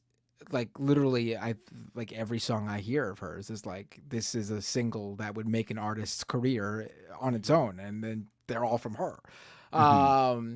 They're good pop music. I'm not even a pop music fan, but it is what it is. I'm not I could recognize what a good song in a certain genre is, even if I'm not a fan of that genre. But I mean, is she like bigger than any music star in decades? Probably. I mean, I don't know what's behind that. Clearly, she has a label behind that. I know early in her career, her father spent a lot of money to make her big. You know, the people have connections or use money to make connections. But I mean, it's not like she's someone who sucks and is just going by on that. And you know, she's huge now because of all the songs she's put out. And I do think that whole thing that happened with her and her album, the master rights to her album being sold without her permission, that made her, I feel like, when she like redid the album on her own to own the music, I feel like that like made her transcend into like diva status. Like I don't like that word, but that's what they use in the music business. She's like, you know, beyond like legendary. Like, yeah. And like, you know, it is what it is. I mean, of course there's money behind it and major labels and corporations pushing her and getting coverage for her. I mean, at this point, I don't think they even have to do that. She just gets it on her own. But like the whole idea that they're doing this because of Trump is just like ridiculous. I mean, they're obsessed. They're obsessed. This was genuine. Like I did a video about this, as I said, and there was one tweet in particular that was so funny because they had like a picture of Taylor Swift side by side with Travis Kelce in a Pfizer ad, and he had like the Band-Aid on, like he had just gotten the vaccine, and you know, that's like an extra layer to it. It's like, oh, Mr. Pfizer and this Democrat. It's just the whole situation is so funny and absurd. But it's not like they're like when I first saw it, I assumed that they were just like shit posting and memeing. But no, they genuinely believe that Biden rigged the NFL so that way they could have this magical moment where he wins the Super Bowl. They kiss and he proposes, and then they both endorse Biden. It's so fucking hilarious. They should like actually do what they are saying they're gonna do. That would be fucking hilarious. It would be, but you know what's gonna end up happening? If they win, he's gonna end up taking the Mickey Mouse money and saying he's going to Disney World. You know, the usual stuff. I mean, that's really what's gonna happen. I'm pretty sure. Like, obviously, if they win, she'll be out on the field, and that'll be a big fucking thing. The media will be all over that and get those photos and videos. But I mean, I don't think there'd be anything beyond that. I mean, people will obviously blame her for trying to overshadow the Super Bowl win with her being on the field, and they're gonna blame her no matter what, what happens. They just don't like her because she's a liberal. Yeah. I mean, and she's she's just, you know, I do think I that she should use her status to push the Biden administration on Palestine. She should say, "You want my endorsement? This is what I want." And I know she's attended. She attended. I forgot which comedian. Oh yeah, you talked about this a couple weeks ago. A Palestinian aid fundraiser in Brooklyn that was hosted by a big comedy star. I forget who though. I mean, that's what she should do. If she does that, I will stand her forever. Respect. Yeah, I will. Yeah. I will then say I'm a Swiftie. I'll buy a fucking T-shirt and wear it on the Humanist Report. Right. That's what she should do. Yeah. But I mean, I think this is so stupid. But one thing I am enjoying though is that conservatives have a choice. They either support Taylor Swift's team, or they hate that liberal so much that they need to go and support their opponents, San Francisco. Yeah. That's what you got to do, conservatives. Either you're a Swiftie or you are supportive of liberal San Francisco, the 49ers. That's amazing. Okay, here's one for you. Got a lot for you actually coming up. Yeah, I'm a sort of a big deal nowadays. Yeah. I don't know. Admiral Stewie with a $10 super chat. Tom McDonald and Linda Paulson are what happens when the universe tries to balance for white rappers like LP and Marlon Craft. Yeah.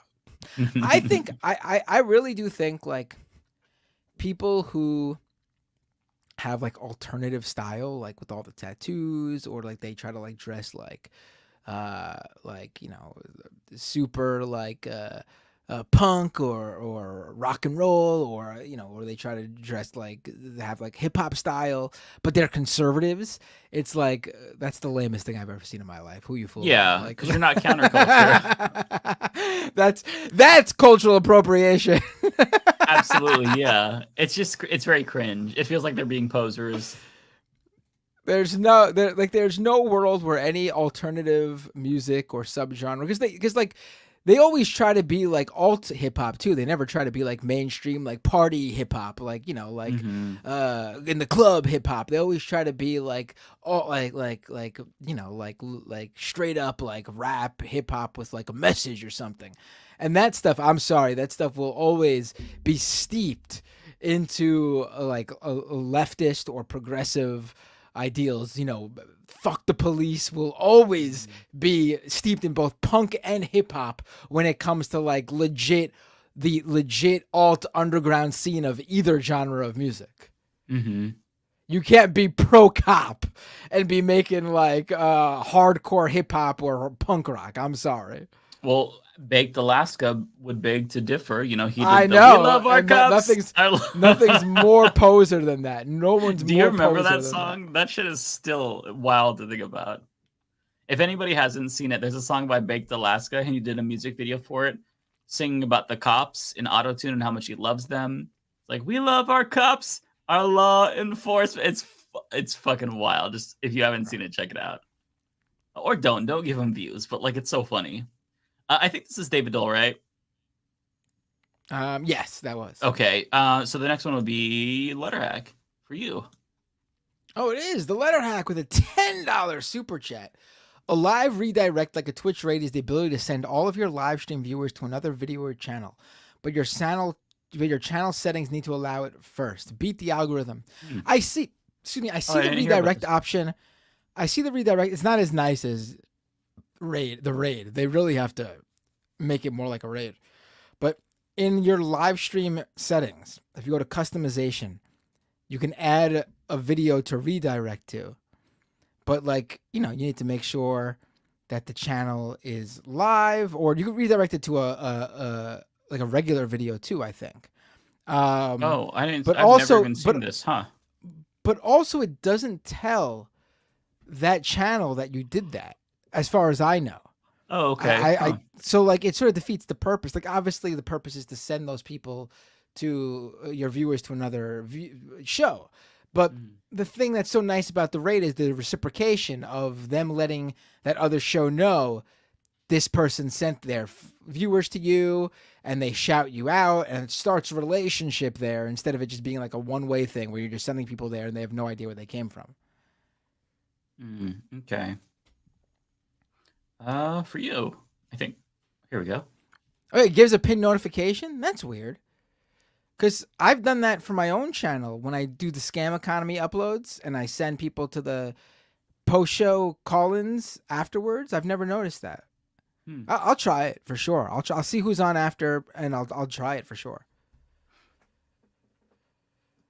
Bob Carmody with a membership super chat. No one's written a diss track about me. And yet. No one has done it yet.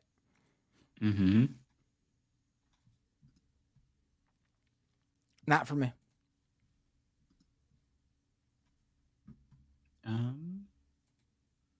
I believe this is for David or Rebecca. But if you don't see it, if you don't see it on, you didn't read it? I don't think they read it, right? It's not at least ringing a bell for me. Yeah, so go ahead and read it. Read it. Yeah. Lizzie Bennett, $5. I've listened to Nicki Minaj's Bigfoot. It wasn't even an outline or a rough draft. It sounded like she was brainstorming over a beat. Yeah, it was shockingly bad. Like, I don't know what she was thinking there. For rest, I've been, for that part of the show, which was a big bulk. People probably noticed I was pretty quiet. I have very little knowledge of what's going on between Nicki Minaj and Megan Thee Stallion, right? Megan Thee Stallion, excuse me. But I do know that Nicki Minaj's husband is a sex offender, isn't he? Yep, and her brother, and she's friends with them. 6ix9ine, he's another rapper who is, I'll just say sussy to not get into that, but yeah, and she also anti-vaxxer. She said that Ben Shapiro's rap was not bad. I did see her promoting Ben Shapiro. Like, I don't know what her deal is. Like, yeah, like, what the fuck is she doing? Like, she needs to chill. I think that what Pascal said about like the mental health problem, like, to me, it kind of feels like she might be going through like a manic episode. And if you watch some of her Instagram live streams where she was like complaining about Megan Thee Stallion, like her behavior was very like, not to play armchair psychiatrist, but it didn't seem like, it seems like there's something wrong. I do remember in 2016 or 2020, no, in 2020, when Cardi B came out for, and Cardi B is great. When Cardi B came out for Bernie Sanders again, I do remember that Nicki Minaj followed it up with endorsing Joe Biden. This is Andrew Cuomo. No, no. I'm thinking of the Cynthia Nixon Andrew Cuomo. Oh yeah, Cardi and then I think this happened again. Yeah, in the I forgot about this happened before that, right? With the governor race in New York City too, where Cardi B came out for Cynthia Nixon, didn't she? Right, and because Cardi B is great. Again, she's got good politics. If you've seen some of her interviews, I mean, you could tell she knows her shit. She said she enjoys like politics and political science and history. Love her. And Nicki Minaj came out for Cuomo. I mean, I don't know if she even knows anything or she's just doing it based on the pattern there to like spite Cardi B, right? Yeah, like I don't. Yeah. Yeah. I'd love to see them do like a political debate. That would be funny. She'd get destroyed by Cardi. I'd love that. Stuart says, doesn't Cardi B love FDR? Yeah. But that's for the internment camp stuff, not for the progressive stuff. No, I'm joking. Yeah, she's done like streams just telling her audience about like specific policies and the New Deal and stuff like that. Cardi B is just incredible. Her music is incredible. Her politics is incredible. I fucking love Cardi B. I love Megan Thee Stallion. I'm team Megan and Cardi. Love them. Foresto with a super chat. Tim Pool doesn't stand for anything. He sits for everything. It's everyone else who's supposed to stand for something. Right. Oh, you know what? Okay. Breaking news here. I just got a text. Got breaking news. Business Insider article citing Travis himself says the pronunciation is Kels. Oh, there we go. So I would like an apology, motherfuckers. I'm just kidding. It really doesn't matter at the end of the day. Okay, Foresto. I think this is you. This is for me too, right? Yeah. For us with another super chat, a total of 10 smackaroos. Thank you. Nice. Foresto. Did you guys see the video of Muslims being banned from a Biden speech, even though they had invitations just because they were wearing hijabs? Yes, we just spoke about it. You probably missed it. Yeah. Or did we already? No, this is okay. They just missed. That was a completely different person. Okay. Yeah, if you go.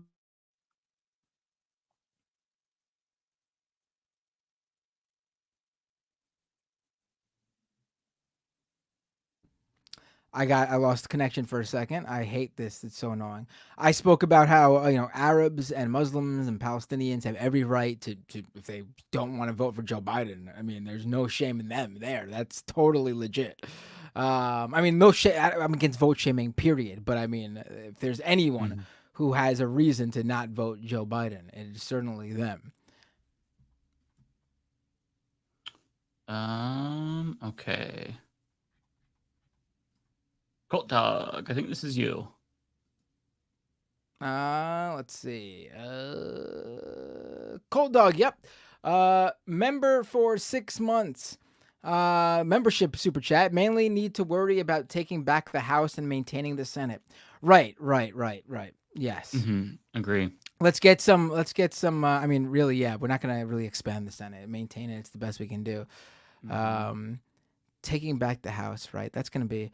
On top of taking back the House while also securing the Squad. The Squad is facing a firestorm that they have never faced before.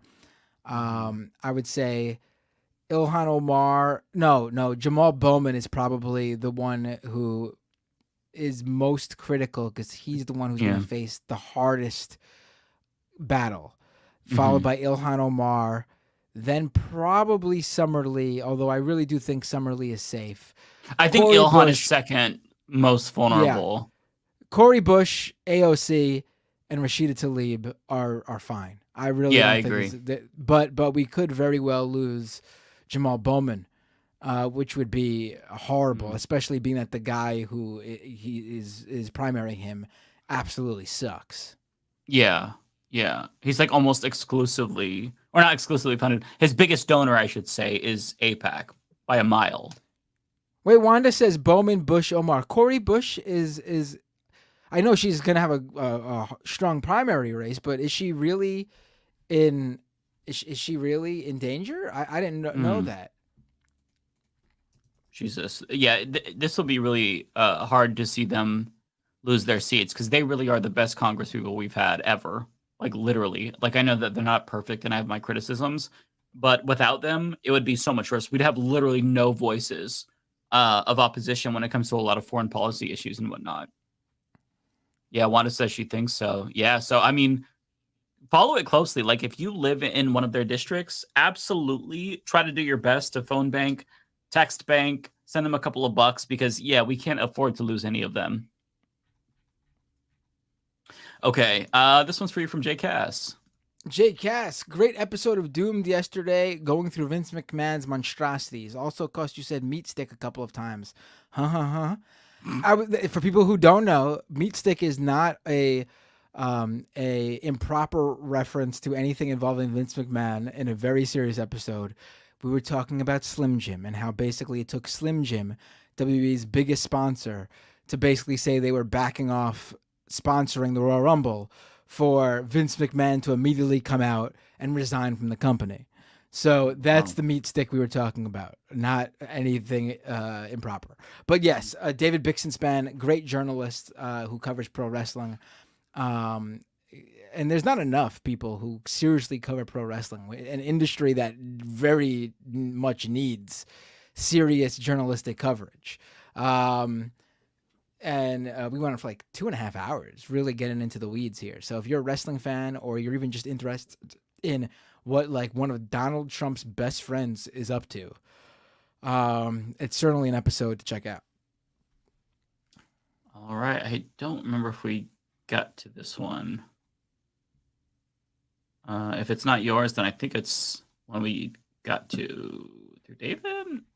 Yep, that's for me. Oh, it is okay. KD.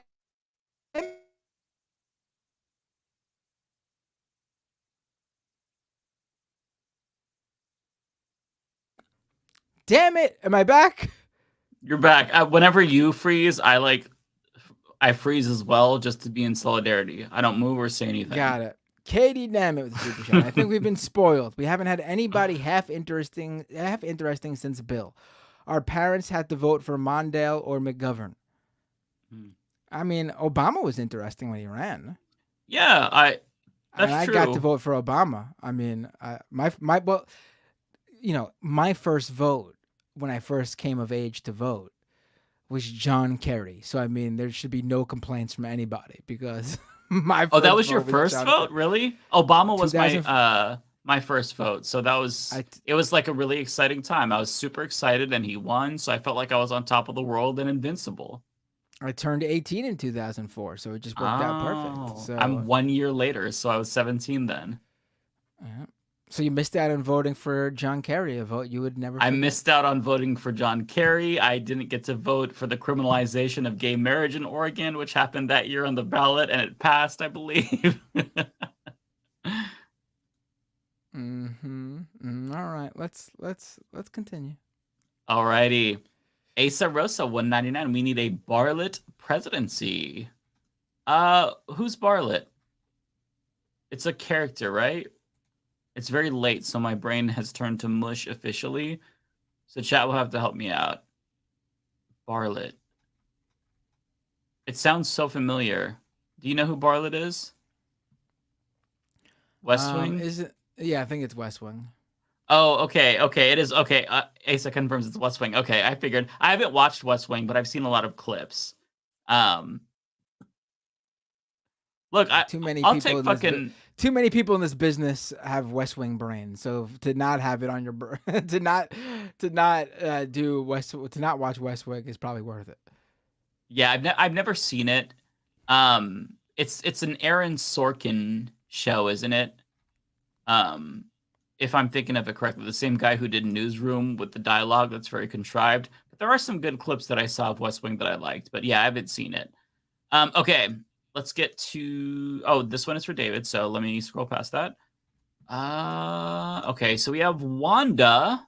Nice to see you, Wanda. $5. Thank you so much. Mike, you make a great point about down ballot issues. I hope LM can cover some ballot issues in swing states as the primaries come up. Yeah, I would love to. I usually, after elections, I'll go through like really interesting ballot issues that pass. And I try to do it beforehand if there's like a really interesting one. But the problem is that with the election, there's always so much happening that it's a struggle for me to keep track of it all. But yeah, if there's something interesting, never hesitate to tweet at me or something, because I do want to cover what's interesting. We have a gifted membership here. Thank you, Morbius Dragon, for the gifted membership. Appreciate it. And we have one for you from Wanda. Wanda with a $10 super chat. Matt, Letterhack had John from San Antonio on his show. Maybe he could come on Leftist Mafia as primaries roll around. Yeah, that's a great idea. We should have him on for sure. Thank you, Wanda. Yeah. Okay. Sorry, I'm getting tired. Okay. Rolando Capayea, $9.99. Thank you so much. Hi, Mike. Would right-wing media still be as obsessed with Taylor Swift if the Kansas City Chiefs did not reach the Super Bowl? Or is it because they fear the influence of young women in elections? I think that they would still be obsessed with Taylor Swift because they've been kind of like bashing her for a while now. Just a couple of weeks ago, actually, there's a big segment on Charlie Kirk and his podcast where they were just like shitting on her relentlessly, saying that she's not even that attractive. Charlie Kirk was asking, does she have any eggs left? Like, they've been harping away. That's an actual thing he said. She's 34. What's wrong with these people? He unironically said that. Yeah, it's just ridiculous. They don't like that she was able to utilize her Instagram to get a bunch of people to vote, like tens of thousands of her fans registered to vote. So ever since then, they've been shitting on her. So I do think that even if it wasn't for the NFL situation, they would still be shitting on her because they kind of view her as a political threat because she has a lot of influence. I just want to point out, obviously, that it's disgusting they even bring that up, regardless of her age. But the fact that she's also so young makes it disgusting from them. Like they perverted from them. That's what I meant. It's so deranged. Like I did a video on this. Like if you're interested in checking it out, the conversation is fucking just wild. It's so deranged, and I know that that's not surprising coming from Charlie Kirk, but like, yeah. Does Charlie Kirk even have kids? Does Charlie Kirk have kids? I don't think so. No. So it's listen, so many of these right wingers who claim to care claim to care so much about children, and claim to be so pro children, and we need to have more children in the world, anti-abortion because we need more children in this world. So many of them don't have kids themselves. It's amazing. Yeah, it's amazing. It's amazing. It's crazy to me how they judge other people's looks too. Like Charlie Kirk and his cronies, they're talking about how they think Taylor Swift isn't hot or she's ugly or something. Actually, yeah, I think they actually said she's ugly. It's just these people are so fucking immature. You can say whatever you want about Taylor Swift's music or what you think about her talent or anything like that, but she is an objectively good-looking person. Like objectively. It's insane that they would act like they would say that. It's so stupid. Right. Yes. Okay, I think this might be for Rebecca. I don't know if she saw this. So we'll read it for her. Catfink, $10. Thank you. GA Pal here, you're super right about the car insurance. Had the same issue, very different outcome because racists can't miss a chance to engage in racist ass behavior. I'm sorry that was done to you. Yeah, that is so insane to me that you can have car insurance and then still be penalized for it, even if you prove you have car insurance because of like some, I guess, bureaucratic issue. Like that's insane to me. Jesus Christ.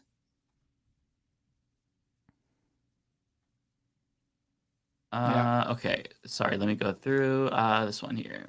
Logan Hill with a $10 super chat. Thoughts on covering YouTube ad scam about health subsidy payouts and scam economy? Thanks. I don't know what you're talking about, actually. Let me look this up. YouTube ad scam. Ad scam health. I'm gonna get some water really quick while you look that up. I will be right back. Well, I'm gonna move on because I can't speak to this because I don't know about it. I have to look more into it, obviously. But thanks for the heads up, Logan. Where are we at? Let's go to the next super chat. I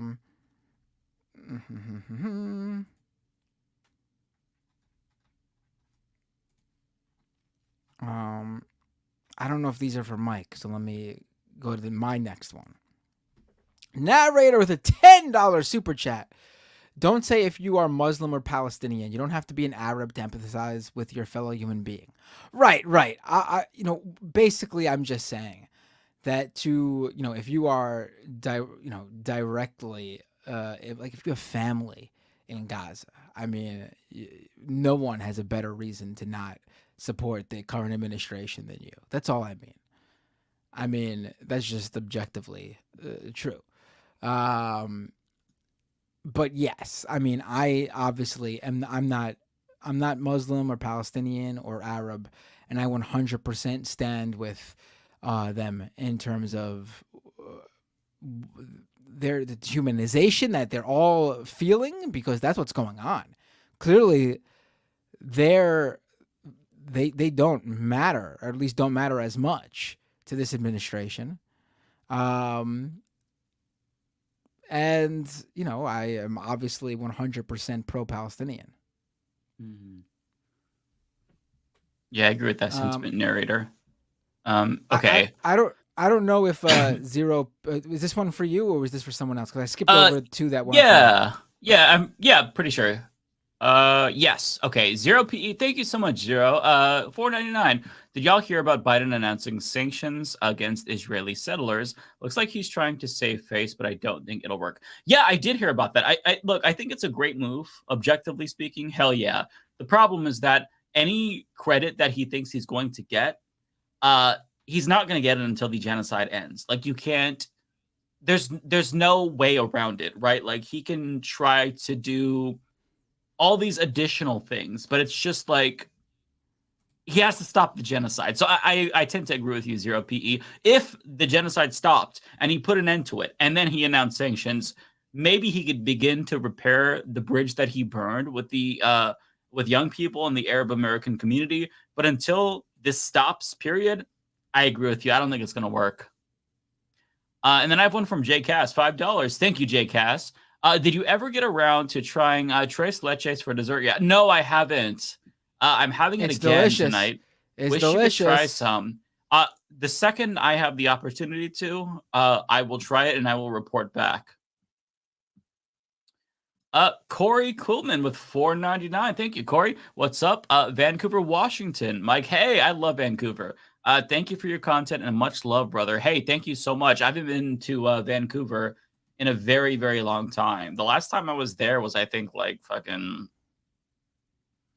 2017 or something. I don't know. I don't even remember. Oh, I think it was because my dad was in a Vancouver hospital. I can't remember. But yeah, I love Vancouver. It's a great, great city.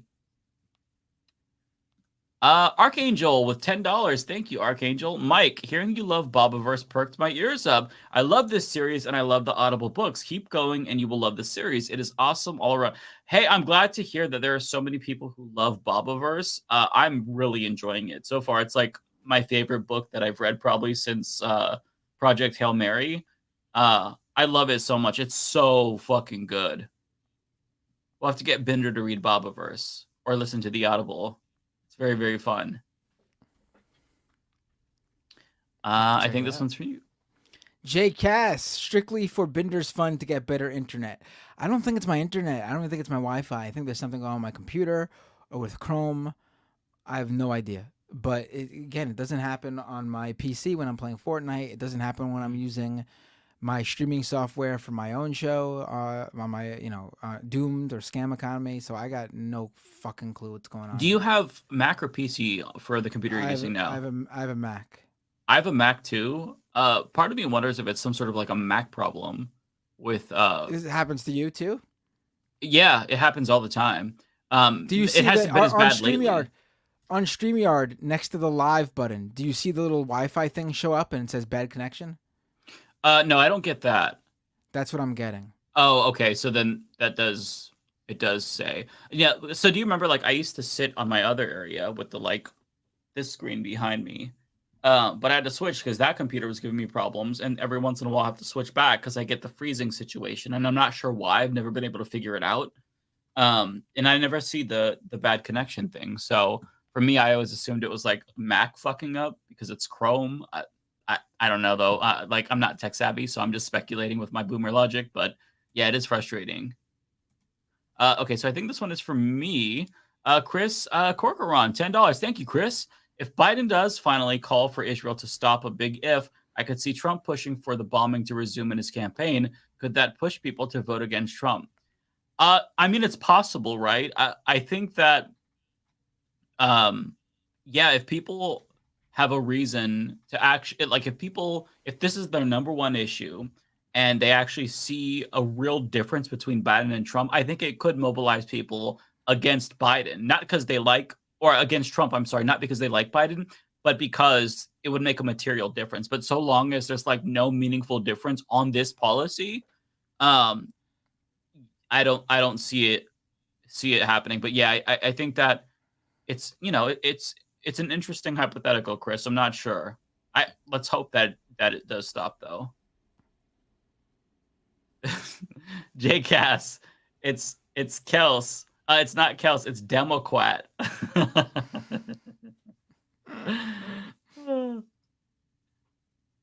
Okay. Narrator, $20 super chat. $20. Thank you, narrator. You don't blame military service members for the overall actions of the MIC any more than you blame bank tellers for human trafficking and the proliferation of drugs. That's basic understanding of systemic power. Yeah, I agree. Same. I didn't say it. I didn't say it the same way you did, but I said that. We're getting tired, so the way that we say things, you're gonna have to like put two and two together and connect the dots. You know, when you have like a kid or like a niece and nephew, and they're like 2 and they're starting to talk, and strangers can't understand them, but the parents can. You're gonna have to be the parents, and you're gonna have to connect the dots for us sometimes when we're this late streaming. Because I'm more tired than usual. But okay. We're almost done here. So we have Lydia Rose with $1.99. Thank you, Lydia. Or no, this is for you. I'm sorry. Yep. Thank you, Lydia. Nothing is less punk rock than being right wing. Yep. Yeah. Yeah. Yeah. So Ren with a super chat. How has Nicki Minaj not been charged with some sort of crime for saying Ben Shapiro's rap was good? Right. It's so obviously, auto-tune or computer assisted somehow. Like he very clearly is just talking. Like it's so obvious, and they auto-tuned it or something.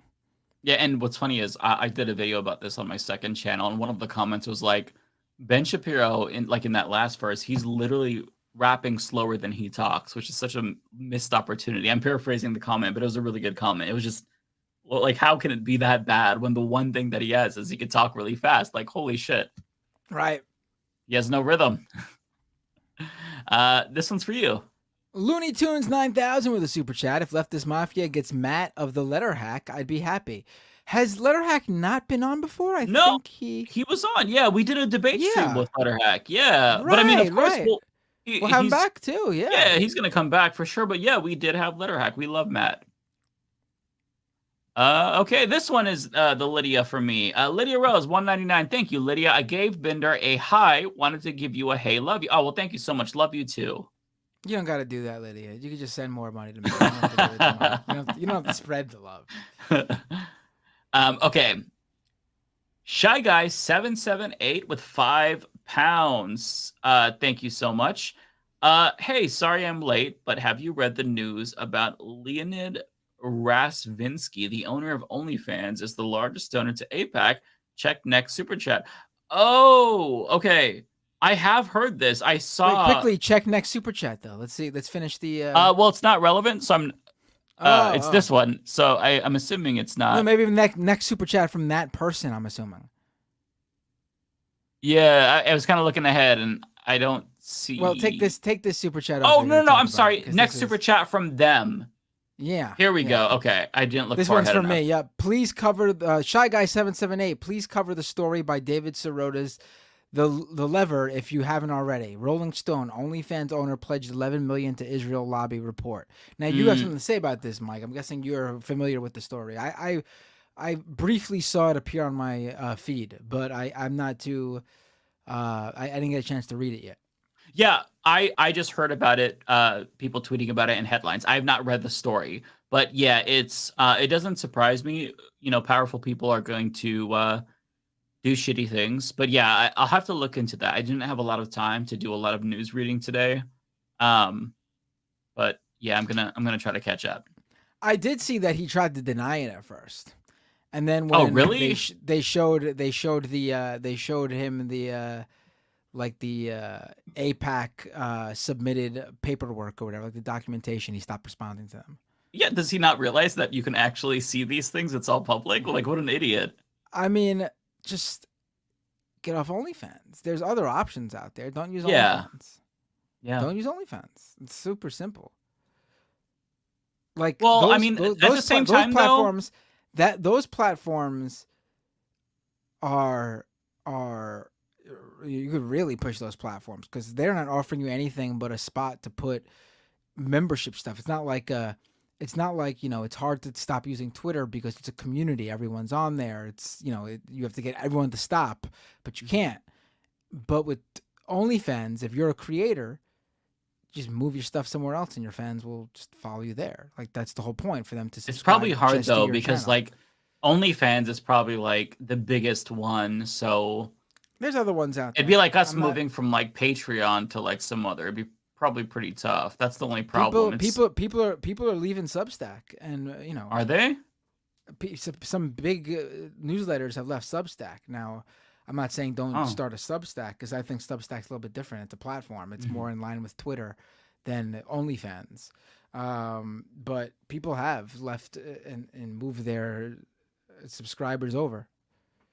Yeah, or see, like, you know, if there's an alternate way to support a creator that you're following on OnlyFans, maybe try to find that. I'm not sure though, because I don't know the particulars. But if you can, when it comes to adult content, there are so many more options than mainstream content. You have like there's like 10 different super popular like live stream sites where you like and like they all compete. In the mainstream, you got YouTube and Twitch pretty much. Okay. Yeah, it's a whole different. What are their names? You seem to be more familiar with it than me. I'm not familiar with it.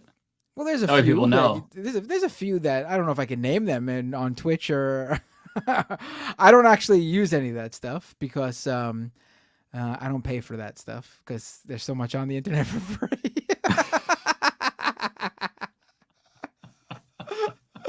But you know, if you ever go on into those sites, you get ads for like what, like Chatterbait and Live Jasmine. Live Jasmine, I've seen Live Jasmine ads.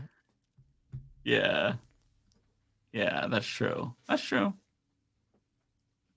Okay. Now we come to this one here. The Matt Mercy with the super chat. No options, flipping burgers over unaliving foreigners. Well, some people can't even get hired doing that. It's a tough world out there. It's a tough market. Yeah, a lot of people also, when they sign up, they don't really know what they're getting themselves into. Like my friend, he signed up for the military. We were coworkers, and that was like he didn't know what to do. He tried everything. He tried to get into like he wanted to be a pastry chef and shit like that. Everything just fell through. So he joined the military.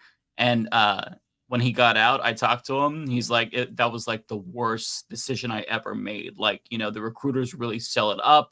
They make it seem like, you know, also, you're going to have a great life. Also, a lot of these people get recruited with the idea that they're not battlefield soldiers. They're engineers. That's exactly it. Yeah. Or tech people, or they're working the kitchen even. You know, that's what they're told they'll be doing. Yeah, and yeah, like the military pastry chef someone brought up, right? They're not really, they're not unaliving foreigners. They're they're making cannolis on the SS whatever. yeah, no, and I don't think that my friend was ever deployed in war, but he did, like, he was stationed like in Germany for a couple of years and came back and he was like, yeah, it was awful.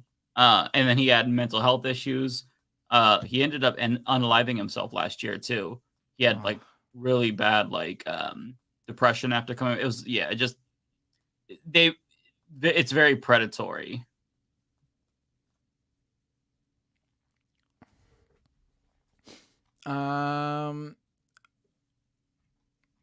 Was it not for me? If it's not, this one is for me. Okay, this is for from 180 Chan, $5. I'm sadly going to my 14-year-old niece's funeral tomorrow. Hug your loved ones and take care of yourselves. Oh wow, my condolences. That's got to be really, really difficult. I'm really sorry. Yeah, I will do that. Love to you and your family.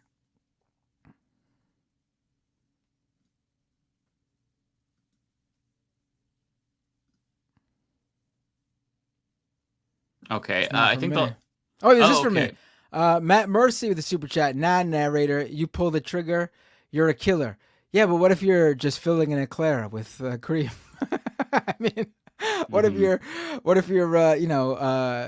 cooking the tacos for Taco Tuesday on at the military base? I mean, you're not.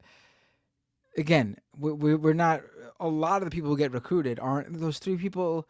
Those three soldiers the three military soldiers or members who died in Jordan, I think it was, right? Is that yeah?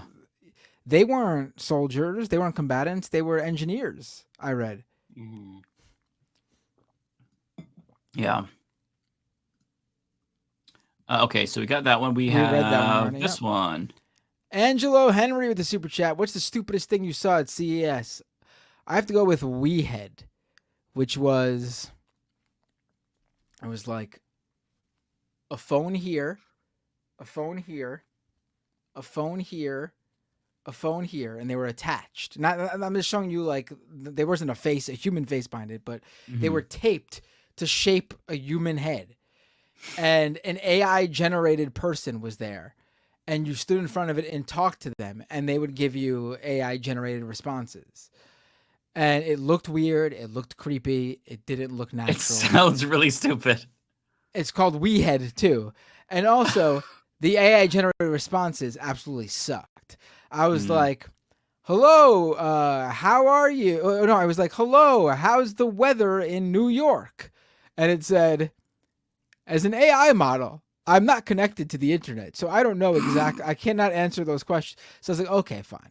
So I go, okay, hello, how are you? And it responded, as an AI, I have no feelings, so I cannot answer that. I'm like, what the fuck is the person? Like, just pretend. I thought the point was for you to act like a human. I love how you asked it like completely normal questions when my first instinct would be like, hey, do you like the smell of farts or some dumb shit like that? Just to see what it says. You gotta really test it. Hey, what are the 10 biggest adult live stream platforms? Computer, give me some alternatives to OnlyFans. Yeah, right. You got a couple from Lydia. Lydia with the super chat. Here's another Binder. Love you. Thank you so much, Lydia. And another from Lydia. $5. Jeez. Thank you so much, Lydia. One more for a fellow punk. Bought tickets to see my fave, Laura Jane Grace, in Philly next month. She's great. And I've heard rumors that Against Me is going to be doing shows again, which I would be very interested in checking out. Against Me is one of my all-time faves. Oh, nice. Reinventing Axl Rose, I think, is a from beginning to end perfect album. We were talking about how Taylor Swift knocks him out of the park every time. Reinventing Axl Rose is a perfect album, period. Whether you listen to punk or not, check it out. Against Me. Okay, it's Against Me is the band. Yes, with an exclamation point at the end. Yes. Okay, I'll check it out. Okay, and last one from Lydia Rose from me, actually. Thank you, Lydia. $4.99. You've been very generous. Thank you so much, Lydia. I joined the army a bit after high school. You're dead on. Very long story, but they put you where they need you. Yeah, that's exactly it. And like for me, I remember them. Like they go into high schools, by the way, to recruit you. I remember as a teenager working at Subway. I was 16, and they were like, "Hey, you're gonna come down and join us?" Like they are. It's so predatory, and if you don't know any better, it might be alluring to you because it's a career when you don't really know what you're doing with your life. The only reason why they weren't able to get to me was because I had two brothers who were in the military, one in the army, one in the Navy, and they're like, "Don't you ever fucking join the fucking military? I don't care what, just no." But otherwise, like it's a lot of promises that they make to you if you're young and you're naive and you don't know any better. So that's how it happens. But yeah, that's the last super chat. We did it. Commander Lydia Rose of the Punk Rock Battalion, quick. How many studs are needed on this vest? Let me know, quick, for the sake of the military. We need to get these studs on these vests immediately. I like that. All right. Over on Twitch. Yeah, right, thank you, Valinova, for the 100 bits. Really appreciate that. Is that all? Are you gonna say anything else, or okay? No, that's it. I got Spoops for Days. Subscribe at Prime. Thank you so much. Risky Biz, resubscribe with Prime. Subscriber for 12 months. Woot woot, y'all, says Risky Biz. Thank you so much. A whole year. Thanks. Valinova cheered 500 bits. Thank you, Valinova. And the Surfs TV rated me. Thank you so much, Surfs TV. Love for the Surfs Surfs. TV. Yeah, for Surfs TV viewers, what we do here on this channel is a little thing called Leftist Mafia. Every week, myself and 4 other leftists get together. I'm just being... I love how every week we have the same jokes where we start the show and we're like... That's our thing, That's what right? we like to do. Yeah, it's fun. Yeah. Okay, do you want to rate Tiffany Starr? Who's Tiffany Starr? I don't even know. Tiffany Starr on Twitch. She's playing a video game right now. She is a leftist, and she's also a video game streamer, and she's a sex worker. She's a really cool person. How is that spelled? Tell me. So it's TIFFANYSTARRXXX. Oh, she's straight edge. Oh, and thank you so much. Have fun for the no tier one's 1 gonna sub. laugh at that. Okay. Wait, what did you say? I'm sorry. I said she's straight edge. Oh, okay. Straight. No, what does that mean? The triple X's can either mean that you're straight edge, meaning you don't drink or do drugs, or it could mean you're a porn star. Oh, I didn't know that was straight ed. Like an adult thing too. Yeah. Oh, I didn't know that. Okay. Oh, there's one last super chat before we leave here. I think this is for me. The Matt Mercy with $2. Thank you. Engineers for what? Cooks to feed whom? Camden. No, I get what you're saying, right? I understand that, like, you know, I do get what you're saying, Matt. But yeah, I'm just saying it's a little bit more complicated, and especially if you're young and you haven't even thought about war, and they're telling you you're not going to go to war, you could do this. There's plenty of fields in the military. It's just one of those things where they really take advantage of young people, and it's really and poor people. It's really unfortunate. Right. But I just think, you know, if you're gonna blame someone, you should, I think, reach for the people who are doing the doing the actual... The people who pull the levers of power, for sure. Yes. You don't want to blame the individuals. You really want to blame the institutions here. Because what's gonna stop it, actually? Going to each individual and saying, don't do this, or actually going after the people recruiting? You know what I mean? Like, right. One, you're never gonna get to everybody, and you're never gonna stop the actual issue. The other, you actually could cause some, inflict some change. Mm-hmm. Yeah. All right, folks. All right. Well, are we ready to raid? That is the show. Let me.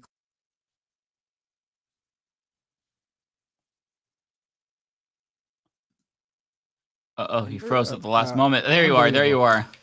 Patreon.com/MattBinder if you'd like to, and also YouTube.com/MattBinder, Twitch.tv/MattBinder. You know where to find me. I'm clicking start raid.